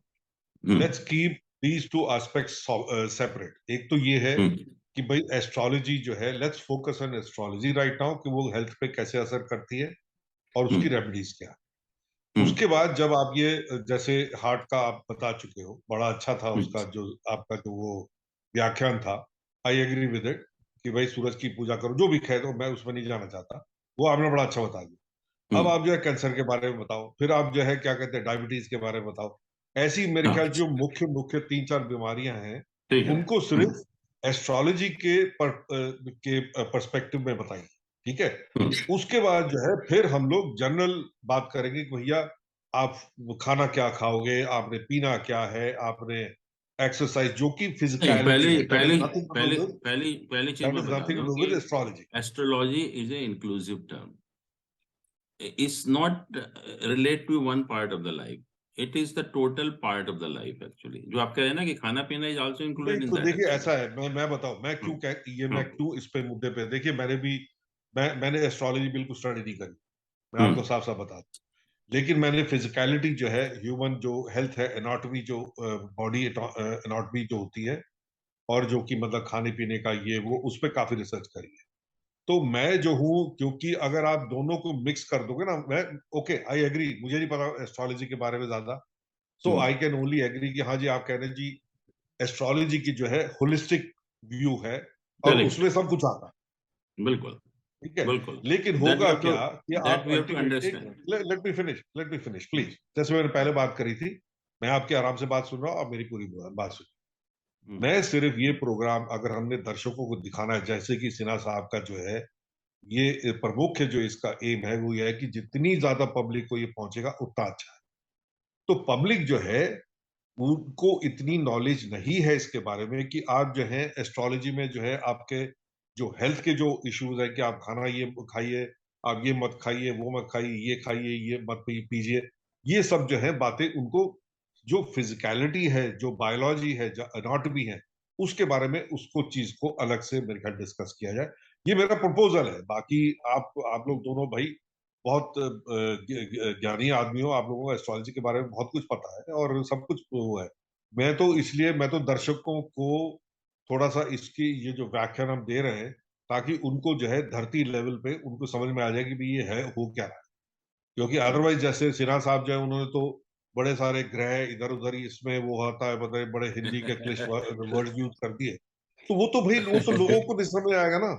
तो वो तो फिर आपकी टीआरपी जो है वो घुस जाएगी फिर तेल लेके, तो उसमें तो कोई फायदा नहीं होगा। तो आपने जो है इस प्रोग्राम को क्या कहते हैं पॉपुलर बनाना है, ताकि लोगों का कुछ भला हो। तो मैं तो भाई लोगों के भला के लिए बीच में मैं घुसा हुआ हूँ, अदरवाइज मेरा कोई फंक्शन ही नहीं है इस प्रोग्राम में, to be very frank. Thank तो यू। जैन साहब थोड़ा सा let's keep it sticking to the astrology as far as cancer is concerned, then you take diabetes, then you take another other चलो main एनीवे, ailment जो कि humanity जो मैं face कहता है कर रही कि जैसे हर जितने भी जो साइन है, 12 राशियां हमारी, 12 हाउसेस हैं और प्लैनेट हैं, वो किसी ना किसी बॉडी के पार्ट को रिप्रेजेंट करते हैं। और कुछ ग्रह जो शुभ होते हैं, कुछ अशुभ होते हैं, कुछ एफ्लिक्ट करते है। हैं, नहीं कुछ उसको ये आप फेवर बता चुके करते हैं, हैं। आप कैंसर की बात करिए, हाँ, वो बता चुके हैं, आप टाइम हाँ, तो लिमिटेड है। कैंसर में हम ये आप हाँ जो बॉडी का पार्ट हमारा एफ्लिक्टेड है बहुत ज्यादा जो है, तब उस बॉडी के पार्ट में कैंसर होने की या कोई भी गंभीर समस्या होने की प्रॉब्लम होती है एक्चुअली में। तो हमें देखना पड़ेगा कि अफ्लिक्शन किस प्लैनेट की वजह से है। तो उस प्लैनेट का हम छोटे छोटे उपाय करके शुरू से ही उस हम बीमारी को काफी हद तक कंट्रोल कर पाएंगे। कहने का अर्थ यह है, और हर प्लैनेट के, जैसे मैंने कहा कि बहुत छोटे छोटे उपाय हैं। हमें कहीं भी बहुत ज्यादा ना तो कोई मंदिर मस्जिद के चक्कर लगाने हैं, ना ही बहुत बड़े बड़े कोई गहन उपाय करने हैं। सिर्फ अपने कंडक्ट को थोड़ा सा ठीक करके हम काफी हद तक उसको कंट्रोल कर सकते हैं। और जहां तक डायबिटीज का सवाल है, डायबिटीज भी बहुत नहीं, एक इसमें आपने कॉन्क्रीट कोई सजेशन नहीं दिया। देखिए जैसे आपने सूर्य मैंने नमस्कार कहा के ना लिए कि कहा। इसमें हमें, हाँ, वो हाँ तो एक पर्टिकुलर बीमारी हो गई, कैंसर में relate to any part of the body actually. तो उस तो बॉडी के क्या पार्ट, मतलब जो प्लैनेट्स जो हैं, जी पर्टिकुलर प्लैनेट इज डिपिक्टिंग ए देखिए, particular organ in the body. तो हाँ, मैंने कहा कि जो एफ्लिक्शन करते हैं प्लैनेट, 3 4 प्लैनेट हैं जो इंपॉर्टेंट है। एक तो है सैटर्न है, एक मार्स है, एक राहु है। करेक्ट, तो एफ्लिक्शन जो है इन्हीं की वजह से होगा। अब इनके उपाय हम क्या नहीं नहीं, करें? वंस अगेन तीन तीन तीन प्लैनेट्स हैं, एक तो Saturn Jupiter, Saturn Mars, Saturn, sorry Saturn Saturn, Mars and Mars and Rahu, ये मेन जो एफ्लिक्शन होता है इनकी वजह से होता है। ये राहु। अब इनके राहु तो हिंदी वर्ड हो गया, इंग्लिश में कौन सा वाला है? राहु है वो। हिंदी में call it ascending node actually. In English, समझाने क्योंकि ये वेस्टर्न एस्ट्रोलॉजी में राहु केतु हम इस्तेमाल नहीं करते, तो इसलिए हम राहु केतु बोलते हैं, otherwise they are ascending node and descending node actually. तो एफ्लिक्शन इन 3 की वजह से होता है। अब क्वेश्चन ये है कि हम इन 3 का उपाय कैसे करें। चलो मैं वो भी बता देता हूँ, क्योंकि जो कैंसर हाँ होगा वो इन्हीं 3 की वजह से होगा। अब एक एक ठीक है। प्लैनेट को लें हम, मान लीजिए मार्स को लेते हैं, राइट। मार्स सबसे पहले तो आपके जो कोबॉर्न है, आपके जो सिबलिंग्स हैं, उनको रिप्रेजेंट करता है। तो अगर आप सिबलिंग के साथ अपना बिहेवियर ठीक रखेंगे, पहली चीज सबसे इंपॉर्टेंट है एक्चुअली में, तो मार्स की अपने आप ही शांति हो जाएगी। या मार्स अगर अच्छा भी है तो और अच्छा हो जाएगा। और मार्स हमारी फिजिकल स्ट्रेंथ भी है बॉडी की। तो मार्स अगर अच्छा होता है तो हम फिजिकली भी स्ट्रांग रहते हैं, हम हेल्दी भी रहते हैं। दूसरा, मंगल क्या है कि पूजा पाठ की अभी मैं बात नहीं कर रहा, मंगल जो है किसी भी लाल चीज को रिप्रेजेंट करता है। तो अगर हम किसी भी लाल चीज का दान करेंगे तो भी मंगल की शांति हो जाती है। और सबसे अच्छी रेमेडी क्या है कि जैसे ब्लड डोनेट करते हैं, किसी का कोई प्रॉब्लम होती है तो हम अपने कोई भी रिलेशन हो, फ्रेंड हो, जरूरत होती है तो ब्लड डोनेट करते हैं। अगर हम इसको भी एक पार्ट ऑफ द लाइफ बना लें कि कुछ साल के बाद हम एक, जैसे लोग करते हैं, मैंने तो देखा कि लोग हर साल भी करते हैं, कुछ 6 महीने बाद भी करते हैं, तो हम कम से कम जो भी हम पॉसिबल है हमारे लिए लाइफ में 1 बार 2 बार अगर ब्लड भी डोनेट कर देंगे, there can not be a better remedy than this. तो एस्ट्रोलॉजी इन चीजों की बात करता है जो सबके लिए अच्छे हैं। कि ऐसा नहीं है कि जो एक वैसे भी अगर हम कहें शिष्टाचार में भी या बाई कंडक्ट भी एक अच्छा काम हम करते हैं, तो एस्ट्रोलॉजी हमेशा आपको गाइड करता है कि आप अच्छे काम कैसे करो, कभी गलत काम करने के लिए नहीं करता। अब शनि है, शनि जो मेन जिससे हम लोग सब डरते भी हैं और सब प्रॉब्लम का कारण भी वही है। तो शनि ने ये नहीं कहा, हम तो क्या करते हैं कि आप किसी भी शनिवार के दिन जाइए, किसी भी शनि मंदिर में लंबी लंबी लाइनें लगी होती हैं, लोग परेशान रहते हैं, घंटों खड़े रहते हैं। मैं कहता हूँ उसकी जरूरत ही नहीं है। वो हम जा रहे हैं, बिल्कुल गलत जा रहे हैं, उसका कोई फायदा नहीं होने वाला। शनि आपसे 4 चीजें चाहता है, और 4 चीजें वो हैं क्या। सबसे पहले जो है, Shani represents the people who are involve in the manual labour, जो मेहनत मजदूरी करते हैं उनको रिप्रेजेंट करता है। सबसे पहले शनि कहता है कि you have to be nice to those people. Nice मतलब क्योंकि उनके बिना आपका काम नहीं चलने वाला है, आप उनके साथ बदतमीजी नहीं कर सकते। उनका जो भी अगर टाइम से ड्यू है तो उनको टाइम से दे दीजिए। कोई अगर जेन्युइन प्रॉब्लम है तो try to solve them. This is what Shani says actually. Second, Shani से कहता है कि आप जो ईगो लेकर घूम रहे हैं ना 24 घंटे, जो है कि हम ये हैं, हम वो हैं, उसकी कोई काम की चीज नहीं है, उसको आप निकाल दीजिए बिल्कुल। जो है सब दुनिया आपको देख रही है, आप अंदर मत रखिए कि मैं ये हूँ, वो हूँ, मैं ये कर दूंगा, वो कर दूंगा। तो जिस दिन आपके अंदर जो अहंकार है वो खत्म हो जाएगा, कभी भी शनि की शांति हो जाएगी अपने आप। जो है, शनि आपसे कुछ नहीं कहने वाला।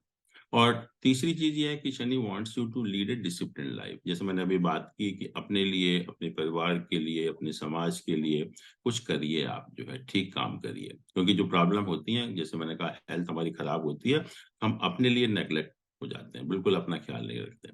परिवार में प्रॉब्लम होती है क्योंकि हम अपनी फैमिली का ख्याल नहीं करते, फैमिली के प्रति जो हमारी ड्यूटीज है उनका हम ख्याल नहीं करते। तीसरा जो है, सोसाइटी है, सोसाइटी के प्रति भी हमारी कुछ रेस्पॉन्सिबिलिटीज है, उसका हम ख्याल नहीं करते। तो शनि कहता है कि शनि ऐसा एक प्लैनेट है which takes you to the right path, कि आपको जीने का जो रास्ता सिखाता है एक्चुअली में। And lastly, Shani is a planet of justice. You can not be unjust to anybody. आप सबके प्रति जो है न्यायोचित व्यवहार करिए। और उससे भी ऊपर जो है, जो शनि एलिमेंट है वो हमारे जो एयर एलिमेंट है उसको रिप्रेजेंट करता है। तो kindly at least to don't pollute the air actually. कि जो लोग बड़े खुश होकर ये जो ये सब एयर को पोल्यूट करते हैं, आई टेल यू कि Shani can be the worst planet for them actually. और Shani is a planet of punishment also, punishment भी बहुत जल्दी देता है एक्चुअली में। तो शनि आपसे यही चाहता है खाली।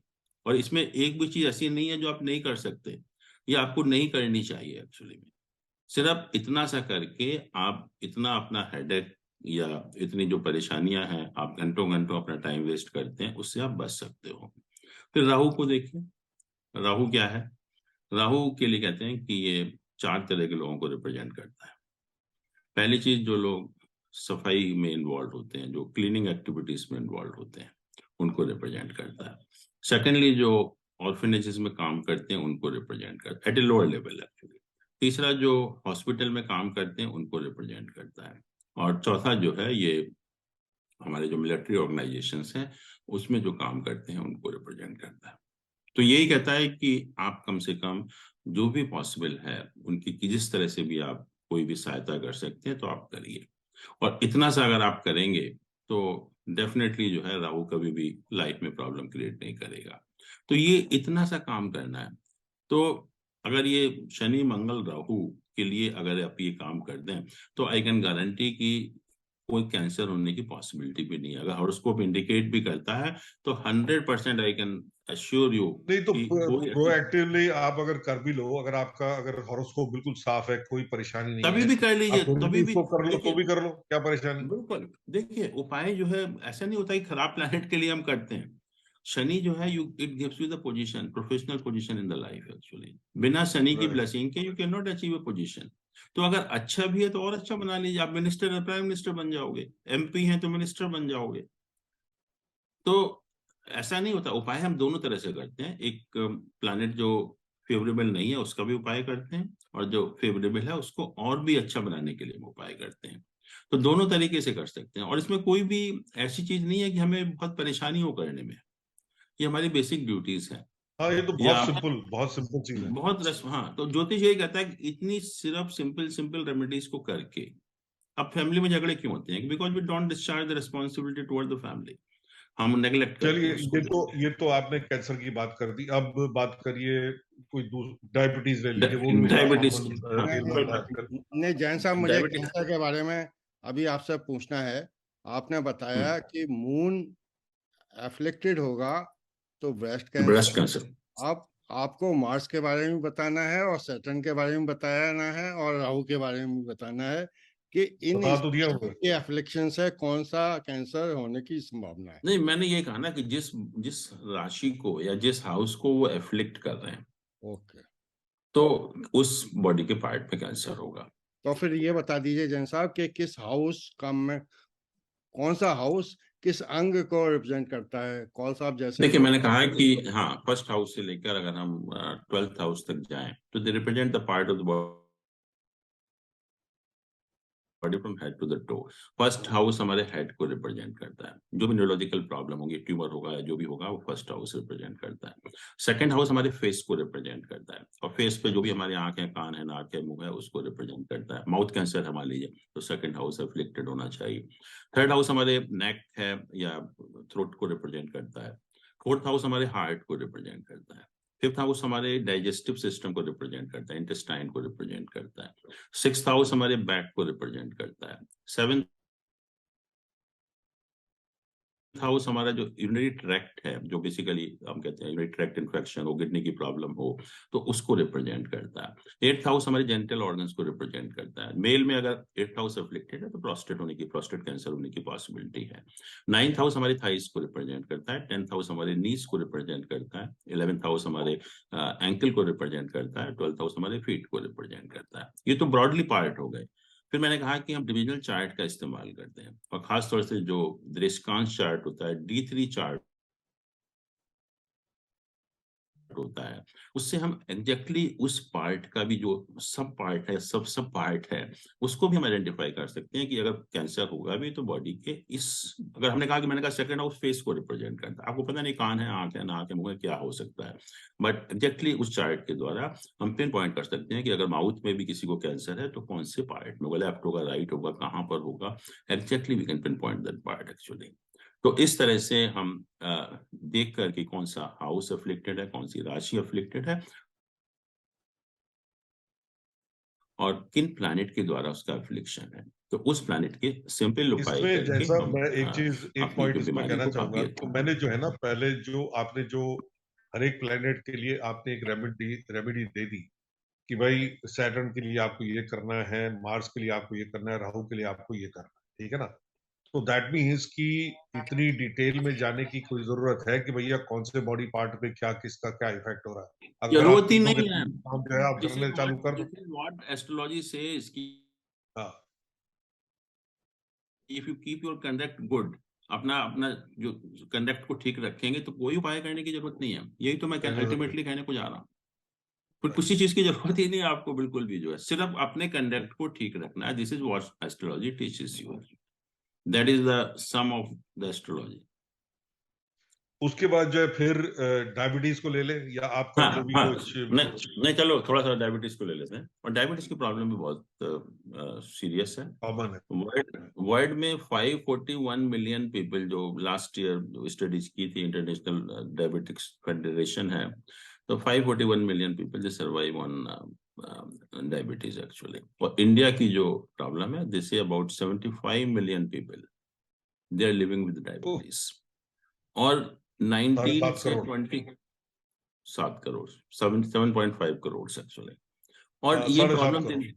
हाँ, और ये प्रॉब्लम दिन पे दिन बढ़ रही है। और 19 और 21 के बीच में ही 16% इसका इंक्रीज हुआ। और इसके अलावा 50% लोग ऐसे हैं जिनको यही पता नहीं, जैसे मैंने कहा 7.75 मिलियन तो है ही है, उसके 50% लोग ऐसे हैं करीब, जिनको ये पता नहीं कि हमें डायबिटीज है भी एक्चुअली में। उनको अनडायग्नोस्ड है या उनको मालूम नहीं है, बिना उसके भी रह रहे हैं वो जो है। तो ये प्रॉब्लम बहुत सीरियस है। अब ज्योतिष के हिसाब से डायबिटीज कैसे होती है, 2 रीजन है उसके। पहले तो जो लिवर है और पैनक्रियास है, 2 जो बॉडी के पार्ट हैं वो फंक्शन करते हैं डायबिटीज को। वो लिवर मेटाबोलाइज करना बंद कर देता है शुगर को, और जो पैनक्रियास है वो इंसुलिन निकालना बंद कर देता है। उसकी वजह से डायबिटीज होती है। और खास तौर से अगर हम प्लैनेट की बात करें तो इसमें 2 प्लैनेट इन्वॉल्व हो जाते हैं, एक जुपिटर है, एक वीनस है। जुपिटर हमारा जो है, एक तो लिवर को रिप्रेजेंट करता है, और कुछ part, upper part of pancreas को रिप्रेजेंट करता है। और जो वीनस है, that represent the entire other part of the pancreas. तो ये 2 प्लैनेट जो है वो इन्वॉल्व होते हैं डायबिटीज में। और दूसरा ये है कि जो हाउस की बात हम करते हैं, क्योंकि मैंने कहा कि they are in the upper portion of the body actually, तो 5th house, upper portion of the stomach, तो 5th हाउस इसमें इंपॉर्टेंट हो जाता है। तो जब भी आप देखेंगे कि जुपिटर या वीनस अफ्लिक्टेड है, जुपिटर या वीनस बहुत वीक है, या जो 5वां भाव है बहुत ज्यादा वीक है या अफ्लिक्टेड है, तो ऐसे लोगों में डायबिटीज होने की पॉसिबिलिटी होती है। तो बड़ी आसानी से हम पता लगा सकते हैं कि जुपिटर की पोजीशन हम देख सकते हैं, वेनस की पोजीशन हम देख सकते हैं, 5th हाउस की पोजीशन हम देख सकते हैं। सिंपल इन 3 चीजों की पोजीशन देखकर we can have an idea और एन असेसमेंट कि ऐसे व्यक्ति को डायबिटीज होने की क्या संभावना है। और एक चीज और भी ध्यान रखते हैं जब हम इतनी बीमारियों की बात कर रहे हैं, कि 1st हाउस हमारा एक जनरल हेल्थ का हाउस होता है, और जो प्लैनेट है हमारी फिजिकल स्ट्रेंथ का, वो मंगल है, मार्स है। तो अगर किसी भी हॉरोस्कोप में 1st हाउस अगर बहुत स्ट्रांग है या मार्स स्ट्रांग है, तो ऐसे लोगों को कोई भी अगर हाउसेस अफ्लिक्टेड भी होते हैं, तो बहुत ज्यादा, जैसे कहते हैं ना कि उनका एक एक तरह से, मतलब उनका एक माल इम्यूनिटी बढ़ भाड़ा। जाती है उनकी, इम्यूनिटी बढ़ जाती है। तो ऐसे लोगों की इम्यूनिटी बहुत ज्यादा होती है, तो थोड़ा बहुत अगर एफ्लिक्शन भी है तो नहीं होता। तो अगर हमारा 1st हाउस अच्छा है, मंगल हमारा स्ट्रांग है, तो ऐसे लोगों को हेल्थ खराब होने की पॉसिबिलिटी कम हो जाती है एक्चुअली में। तो वो भी हम देख सकते हैं हॉरोस्कोप में कि क्या पोजीशन है actually। जैन सर, एक बिंदु रह गया, वो आपने एक बार कहा था कि सुसाइडल टेंडेंसीज भी पता लग जाती हैं एस्ट्रोलॉजी से, बिल्कुल, और पुलिस पता नहीं, वेरी लगाती गुड, है कि ये दिस इज सुसाइड वेरी, है कि मारा गया है। आप कहते हैं कि भाई पुलिस वाले अगर एस्ट्रोलॉजर को कंसल्ट करें तो वो बता देगा कि भैया इसका मर्डर है कि इसने सुसाइड किया है। इसके बारे में बताइए करते क्या। हैं। आपको आपको ताज्जुब होगा कि करते हैं, ऐसा नहीं है कि नहीं करते, करते हैं। मैंने, लेकिन सुसाइड की बात क्या है, सुसाइड आप जानते हो कि आजकल हम देखते हैं छोटे छोटे बच्चे भी सुसाइड करते हैं। और सुसाइड की भी समस्या बहुत विकट है, क्योंकि जो डाटा है उसके हिसाब से तो करीब 8.5 लाख लोग मरते हैं सुसाइड करने, मतलब अटेम्प्ट करने के बाद। और जो नहीं मरते उनकी संख्या तो बहुत ज्यादा है एक्चुअली में, कि सुसाइड अटेम्प्ट भी करते हैं, नहीं मरते। और इंडिया में करीब कहते हैं 2.5 lakh people they die of committing suicide every year actually, जो कि चाइना के नंबर से करीब दुगना है वो, मतलब। और सुसाइडल टेंडेंसी क्यों डेवलप होती है? एस्ट्रोलॉजी में 2 प्लैनेट हैं, एक मून है, हमारा माइंड है, और एक होता है मरकरी, जो हमारे नर्वस सिस्टम को रिप्रेजेंट करता है। और जब तक ये दोनों प्लैनेट अफ्लिक्टेड नहीं होंगे, क्योंकि मून माइंड वीक होने से आदमी सुसाइड नहीं कर सकता। Nervous system plays a very important role कि आपको एक्शन भी लेना है, तो जो एक्शन पार्ट है सुसाइड करने का वो मरकरी से आता है एक्चुअली में। तो किसी भी जब हॉरोस्कोप में हम देखते हैं कि मून और मरकरी बहुत वीक हैं, बहुत ज्यादा एफ्लिक्टेड हैं, तो ऐसे लोगों में सुसाइडल टेंडेंसी जो है डेवलप हो जाती है। और जैसे हम लोगों ने कहा कि मून का या मरकरी का बहुत छोटे छोटे उपाय करके अगर हमें पता लग जाता है कि ऐसी प्रॉब्लम है, तो काफी हद तक हम उसको कंट्रोल कर सकते हैं। और जब मून और मरकरी को हम उपाय करेंगे शुरू से ही, तो सुसाइडल टेंडेंसी डेवलप नहीं होगी, you become a wonderful person, क्योंकि मेंटली आप स्ट्रांग हो जाते इसमें हैं। इसमें एक एस्पेक्ट आता है जो मैं सोच रहा था कि शायद आप टच करेंगे, लेकिन वो आपने टच किया नहीं। और हाँ, वो एस्पेक्ट आता है इसका क्या कहते हैं, डिप्रेशन का। देखिए जब सुसाइडल बहुत टेंडेंसी क्यों डेवलप जो होती है, जब बहुत डिप्रेशन की वजह। एक्यूट डिप्रेशन आ जाता है लोगों को, तो हाँ, उसके बाद जो है उनको जो है ना कोई आशा नहीं दिखाई देती जिंदगी में कि बिल्कुल भाई ये तो नेचुरली। खत्म हो गया सब, ये मैंने कहा कि जब मून नथिंग और is there Mercury, to live for, and that is why they commit suicide. तो करेक्ट, इसमें इसमें थोड़ा वो डिप्रेशन का भी कुछ तरह एंगल थोड़ा हाँ, डालिए। डिप्रेसिव टेंडेंसी जब भी आती है जब ये दो प्लैनेट जो है एफ्लिक्टेड होते हैं, वीक होते हैं, वो they lead to the depression and depression leads to suicidal tendencies actually. तो डिप्रेशन भी जो आता है वो इन्हीं दो प्लैनेट की वजह से आता है। तो जिसका भी मून और मरकरी बहुत वीक होंगे, एफ्लिक्टेड होंगे, तो ऐसे ही बच्चों में, ऐसे ही लोगों में सुसाइडल टेंडेंसी होती है। तो हम शुरू से, जैसे मैंने कहा कि बहुत छोटे छोटे उपाय हैं, उन उपायों को करके हम काफी हद तक जो है कंट्रोल ही नहीं करेंगे, बल्कि you become more mentally strong, you become more intelligent also. तो आप अपनी लाइफ में भी बहुत अच्छा कर पाते हैं फिर जो है। तो मरकरी तो का क्या, इसमें क्या होगा? मरकरी को कैसे इम्प्रूव करें? आपने आपने मून का तो बता दिया हमें। हाँ मरकरी का बताता हूँ। Mercury is child, mercury represent teenagers actually. तो जो भी टीनेज के लोग हैं, टीनेज वाले जो है, तो उसकी हम थोड़ा सा भी अगर उनको हम हेल्प करेंगे किसी भी तरीके से जो है, तो एक तो बहुत अच्छी रेमेडी तो वो है। और उसके अलावा mercury represents the yellow colour, sorry green colour actually. तो हम ग्रीन कलर का कोई भी प्रोडक्ट अगर हम वेडनेसडे के दिन दान करेंगे, और खास तौर से जो सबसे अच्छा उपाय माना जाता है कि जैसे आजकल सभी जगह गायें होती हैं, काउस होती हैं, गौशालाएं होती हैं, तो गौशाला में अगर हम हरे चारे को गाय को खिलाएंगे, तो उससे कोई बेटर रेमेडी मरकरी के लिए नहीं होती एक्चुअली में। तो सिर्फ जस्ट मतलब एक तो मैंने कहा कि टीनेजर्स की हेल्प करना, और किसी भी ग्रीन चीज का अगर हम दान करेंगे, और खास तौर से जैसे गौशाला वगैरह में अगर हम कर सकते हैं, तो इससे अच्छी कोई रेमेडी नहीं है एक्चुअली में मरकरी के लिए जो है। और बाकी तो जो मंत्र हैं, प्रेयर हैं, वो हम सब जानते हैं कि उनका भी अगर करेंगे तो उससे भी हमें फायदा होगा। और इवन जो जेम्स वगैरह हम पहनते हैं, हर प्लैनेट का एक पर्टिकुलर जैम भी होता है, तो कई बार हम जेम्स के द्वारा भी रेमेडी करते हैं, कई बार हम रुद्राक्ष के द्वारा भी रेमेडी करते हैं। तो कुछ यंत्र होते हैं, हर प्लैनेट के मंत्र होते हैं, तो उनका भी इस्तेमाल करके हम प्लैनेट को ठीक कर सकते हैं अपने। कैंसर एक जो मेंटल प्रॉब्लम बढ़ती जा रही है दुनिया में, हर आदमी हम्म, दुखी है और मेंटल प्रॉब्लम्स तो बहुत गंभीर होती जा रही है, बच्चों से लेकर बुढ़ों तक में। तो ये, बिल्कुल। इसका निदान कुछ बताइए। और कौन सा प्लेनेट इसको, वही मेरे ख्याल से मून और सिर्फ मरकरी। दो ही प्लैनेट है, मून और मरकरी।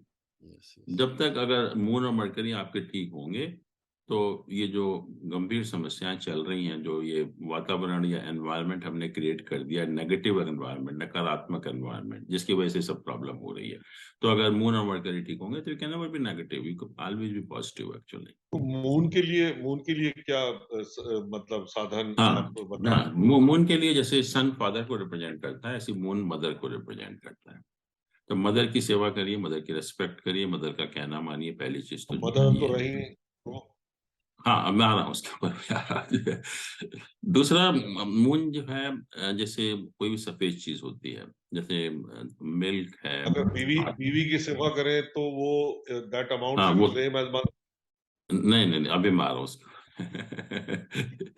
तो भाई फिर तो कोई भी बड़ा आसान हो जाता, बीवी खुश हाँ, भी हो जाती और माँ की सेवा भी होगी। वो जिस दिन आप बीवी की सेवा करने लगोगे ना, तो life will become wonderful actually.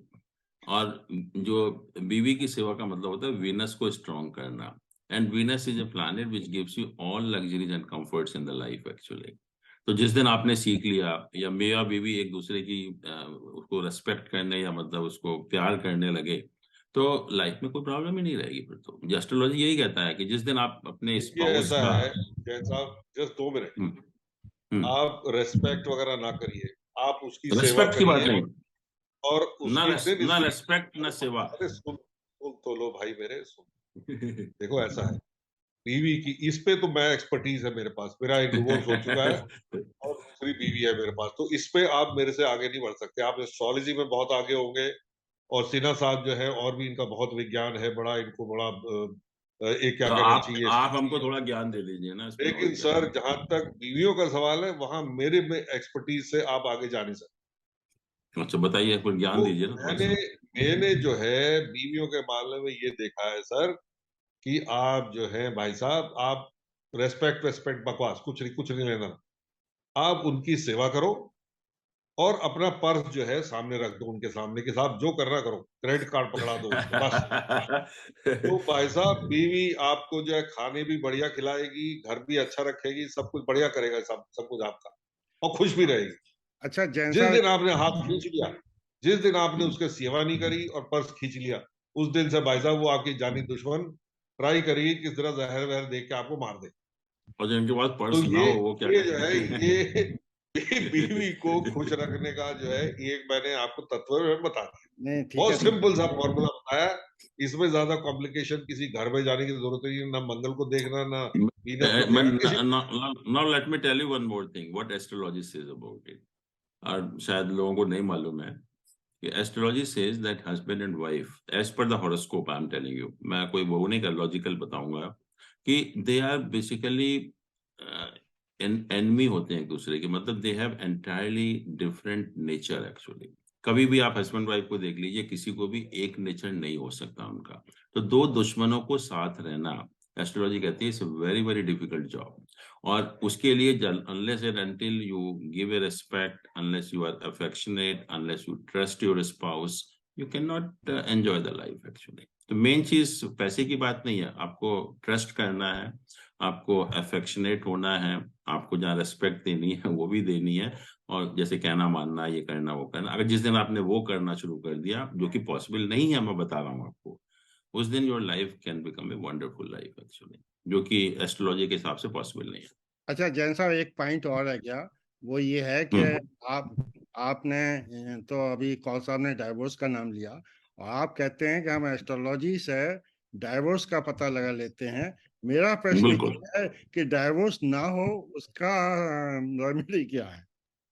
वही मैंने कहा कि एस्ट्रोलॉजी में ये तो बहुत सिंपल चीज आपने पूछ ली कि बहुत आसान होता है कि एस्ट्रोलॉजर के लिए कि इनकी मैरिज सरवाइव करेगी या नहीं करेगी और जो प्लैनेट इन्वॉल्व होंगे वो हम पोजीशन देख के बता सकते हैं और उसकी अगर थोड़ा सा भी रेमेडी करेंगे आप जो है तो डाइवोर्स क्यों होगा हो ही नहीं सकता डाइवोर्स और बहुत आसानी से पता लग जाता है ये कि मैरिज आपकी चलेगी या नहीं चलेगी एक्चुअली थोड़ा और बताइए, जो थोड़ा और बताइए। हाँ तो और अगर मैं बताऊँ आपको कि हम लोग जब मैरिज की बात करते हैं ज्योतिष में या किसी भी ज्योतिष के पास जाते हैं तो he straight away comes to the seventh house को हम कौन सा हाउस ऑफ मैरिज कहते हैं एक्चुअली में and basically that is the basically the nature of your spouse your personality of the spouse actually और उसके बारे में हम तमाम सब कुछ बोल देते हैं मैरिज के बारे में लेकिन हम नहीं जानते कि मैरिज के लिए और भी चीजें बहुत इंपॉर्टेंट होती हैं पहली चीज तो यह है कि marriage is between two persons you and your spouse तो जितना आपका स्पाउस इंपॉर्टेंट है उतनी आप भी इंपॉर्टेंट हो तो अगर आप ठीक हो तो स्पाउस कैसा भी हो मैरिज चलेगी अगर आप ठीक नहीं हो तो स्पाउस कैसा मैरिज नहीं चलेगी पहली चीज तो पहले सबसे पहले फर्स्ट हाउस सेकेंडली कॉल साहब ने पैसे की बात की डेफिनेटली पैसा इज वेरी इंपॉर्टेंट और अगर पैसा आपके पास है तो आपको 100 गुण माफ है जैसे कॉल साहब ने भी कहा एक्चुअली तो वो सेकंड हाउस से हम देखते हैं कि अगर आपके पास पैसा है तो मैरिज चलेगी चलेगी उसमें छोटी मोटी प्रॉब्लम आएंगी वो निकल जाएगी एक्चुअली में पैसा नहीं है तो फिर कोई खून माफ नहीं होता कोई आपको बर्दाश्त नहीं करता फिर सेकंड हाउस से हम देखते हैं कि हाउ डू यू स्पीक आपकी जो स्पीच है सॉफ्ट लैंग्वेज यूज करते हैं हार्श लैंग्वेज यूज करते हैं आजकल तो कोई बदतमीजी आपकी टॉलरेट नहीं करेगा तो सेकंड हाउस बहुत इंपॉर्टेंट हो जाता है फोर्थ हाउस है जो आपकी डोमेस्टिक एनवायरनमेंट को रिप्रेजेंट करता है कि हम देखते हैं कि हस्बैंड एंड वाइफ बाहर बहुत खुश रहते हैं, लेकिन जैसे ही घर में ताला खोलते हैं ना, वो लड़ना शुरू कर देते हैं। घर में कहीं भी वो लड़ते ही रहेंगे 24 घंटे जो है। वो फोर्थ हाउस रिप्रेजेंट करता है। फिर सबसे इंपॉर्टेंट जो आप सेपरेशन डाइवोर्स की बात कर रहे हैं, वो 8th हाउस है। 8th हाउस इज बेसिकली, हम उसको मांगल्य स्थान बोलते हैं या स्ट्रेंथ ऑफ मैरिटल बॉन्ड बोलते हैं, कि आपका जो वैवाहिक बंधन है वो कितना मजबूत है। तो अगर 8th हाउस के साथ मैलेफिक प्लैनेट का एसोसिएशन है, तो आप गारंटी है मैरिज आपकी नहीं चलेगी। और दूसरा जो रीजन होता है कि जो डाइवोर्स होते हैं आजकल, that is because of the extra marital relationship also. वो भी हम 8th हाउस से देखते हैं कि whether you are involve in extra marital relationship और नॉट। सेकेंडली, मैरिज आपकी सर्वाइव करेगी या नहीं करेगी। सेकेंडली, ये सेकेंड हाउस है फ्रॉम द 7th हाउस। आपके स्पाउस के पास कितना पैसा होगा, वो भी स्पाउस की वेल्थ से कनेक्टेड हो जाता है। और lastly we go to the 12th house. जैसे मैंने कहा 4th हाउस से हम डोमेस्टिक एनवायरनमेंट देखते हैं। घर में जैसे ही ताला खुलेगा हम लड़ना शुरू कर देते हैं। 12th हाउस से कहते हैं जब बेडरूम में हम सोने जाते हैं, जब झगड़ा होता है हस्बैंड वाइफ के बीच में, that we see from the 12th house. 12th house represent your sleeping comforts also. अगर आप शादीशुदा नहीं भी हैं, आपको नींद नहीं आ रही है, तो आप 12th हाउस को देखकर बता सकते हैं कि नींद क्यों नहीं आती है, तो उसका भी आप उपाय कर सकते हो। 8th हाउस से हम देखते हैं एक्स्ट्रा मैरिटल रिलेशनशिप, लेकिन 12th हाउस से हम देखते हैं एक्स्ट्रा मैरिटल कैजुअल सेक्स, कि whether native is involve in extra marital casual sex और नॉट। फिर हम इम्पोर्टेंसी देखते हैं, वेनरल डिसीजेस देखते हैं, interference from the respective families देखते हैं, जो हमारी मैरिटल लाइफ को इफेक्ट करती हैं। तो ये सब चीजें, सारे हाउसेस जो हैं वो इम्पोर्टेंट हो जाते हैं। फिर कुछ प्लैनेट हैं जो कारक हैं। कारक में वीनस जो है वो मेल के लिए कारक होता है मैरिज का, जुपिटर फीमेल के लिए कारक होता है, और क्योंकि मैरिज में सेक्स भी इन्वॉल्व होता है, तो सेक्स का कारक वीनस होता है मेल में, और मार्स होता है फीमेल में। तो इन सब चीजों को देखकर आप बता सकते हैं कि मैरिज सरवाइव होगी या नहीं होगी एक्चुअली। ठीक है जैन साहब, अब 1 मिनट से कम समय बचा है। मैं आपको धन्यवाद देना चाहता हूँ। कॉल साहब को भी बहुत धन्यवाद देना चाहता हूँ। आपने काफी सुलभ शब्दों में काफी निदान बताए हैं, और जो सबसे बाद में जो चर्चा हुई है हस्बैंड वाइफ के बारे में, सभी समस्याएं और बीमारियां यहीं से शुरू होती हैं और यहीं खत्म हो सकती हैं। और आपने जो तरीका बताया है कि पत्नी को कैसे खुश रखा जाए और डाइवोर्स ना हो, अगर ऐसी स्थिति आएगी तो कोई बीमारी नहीं पड़ेगा।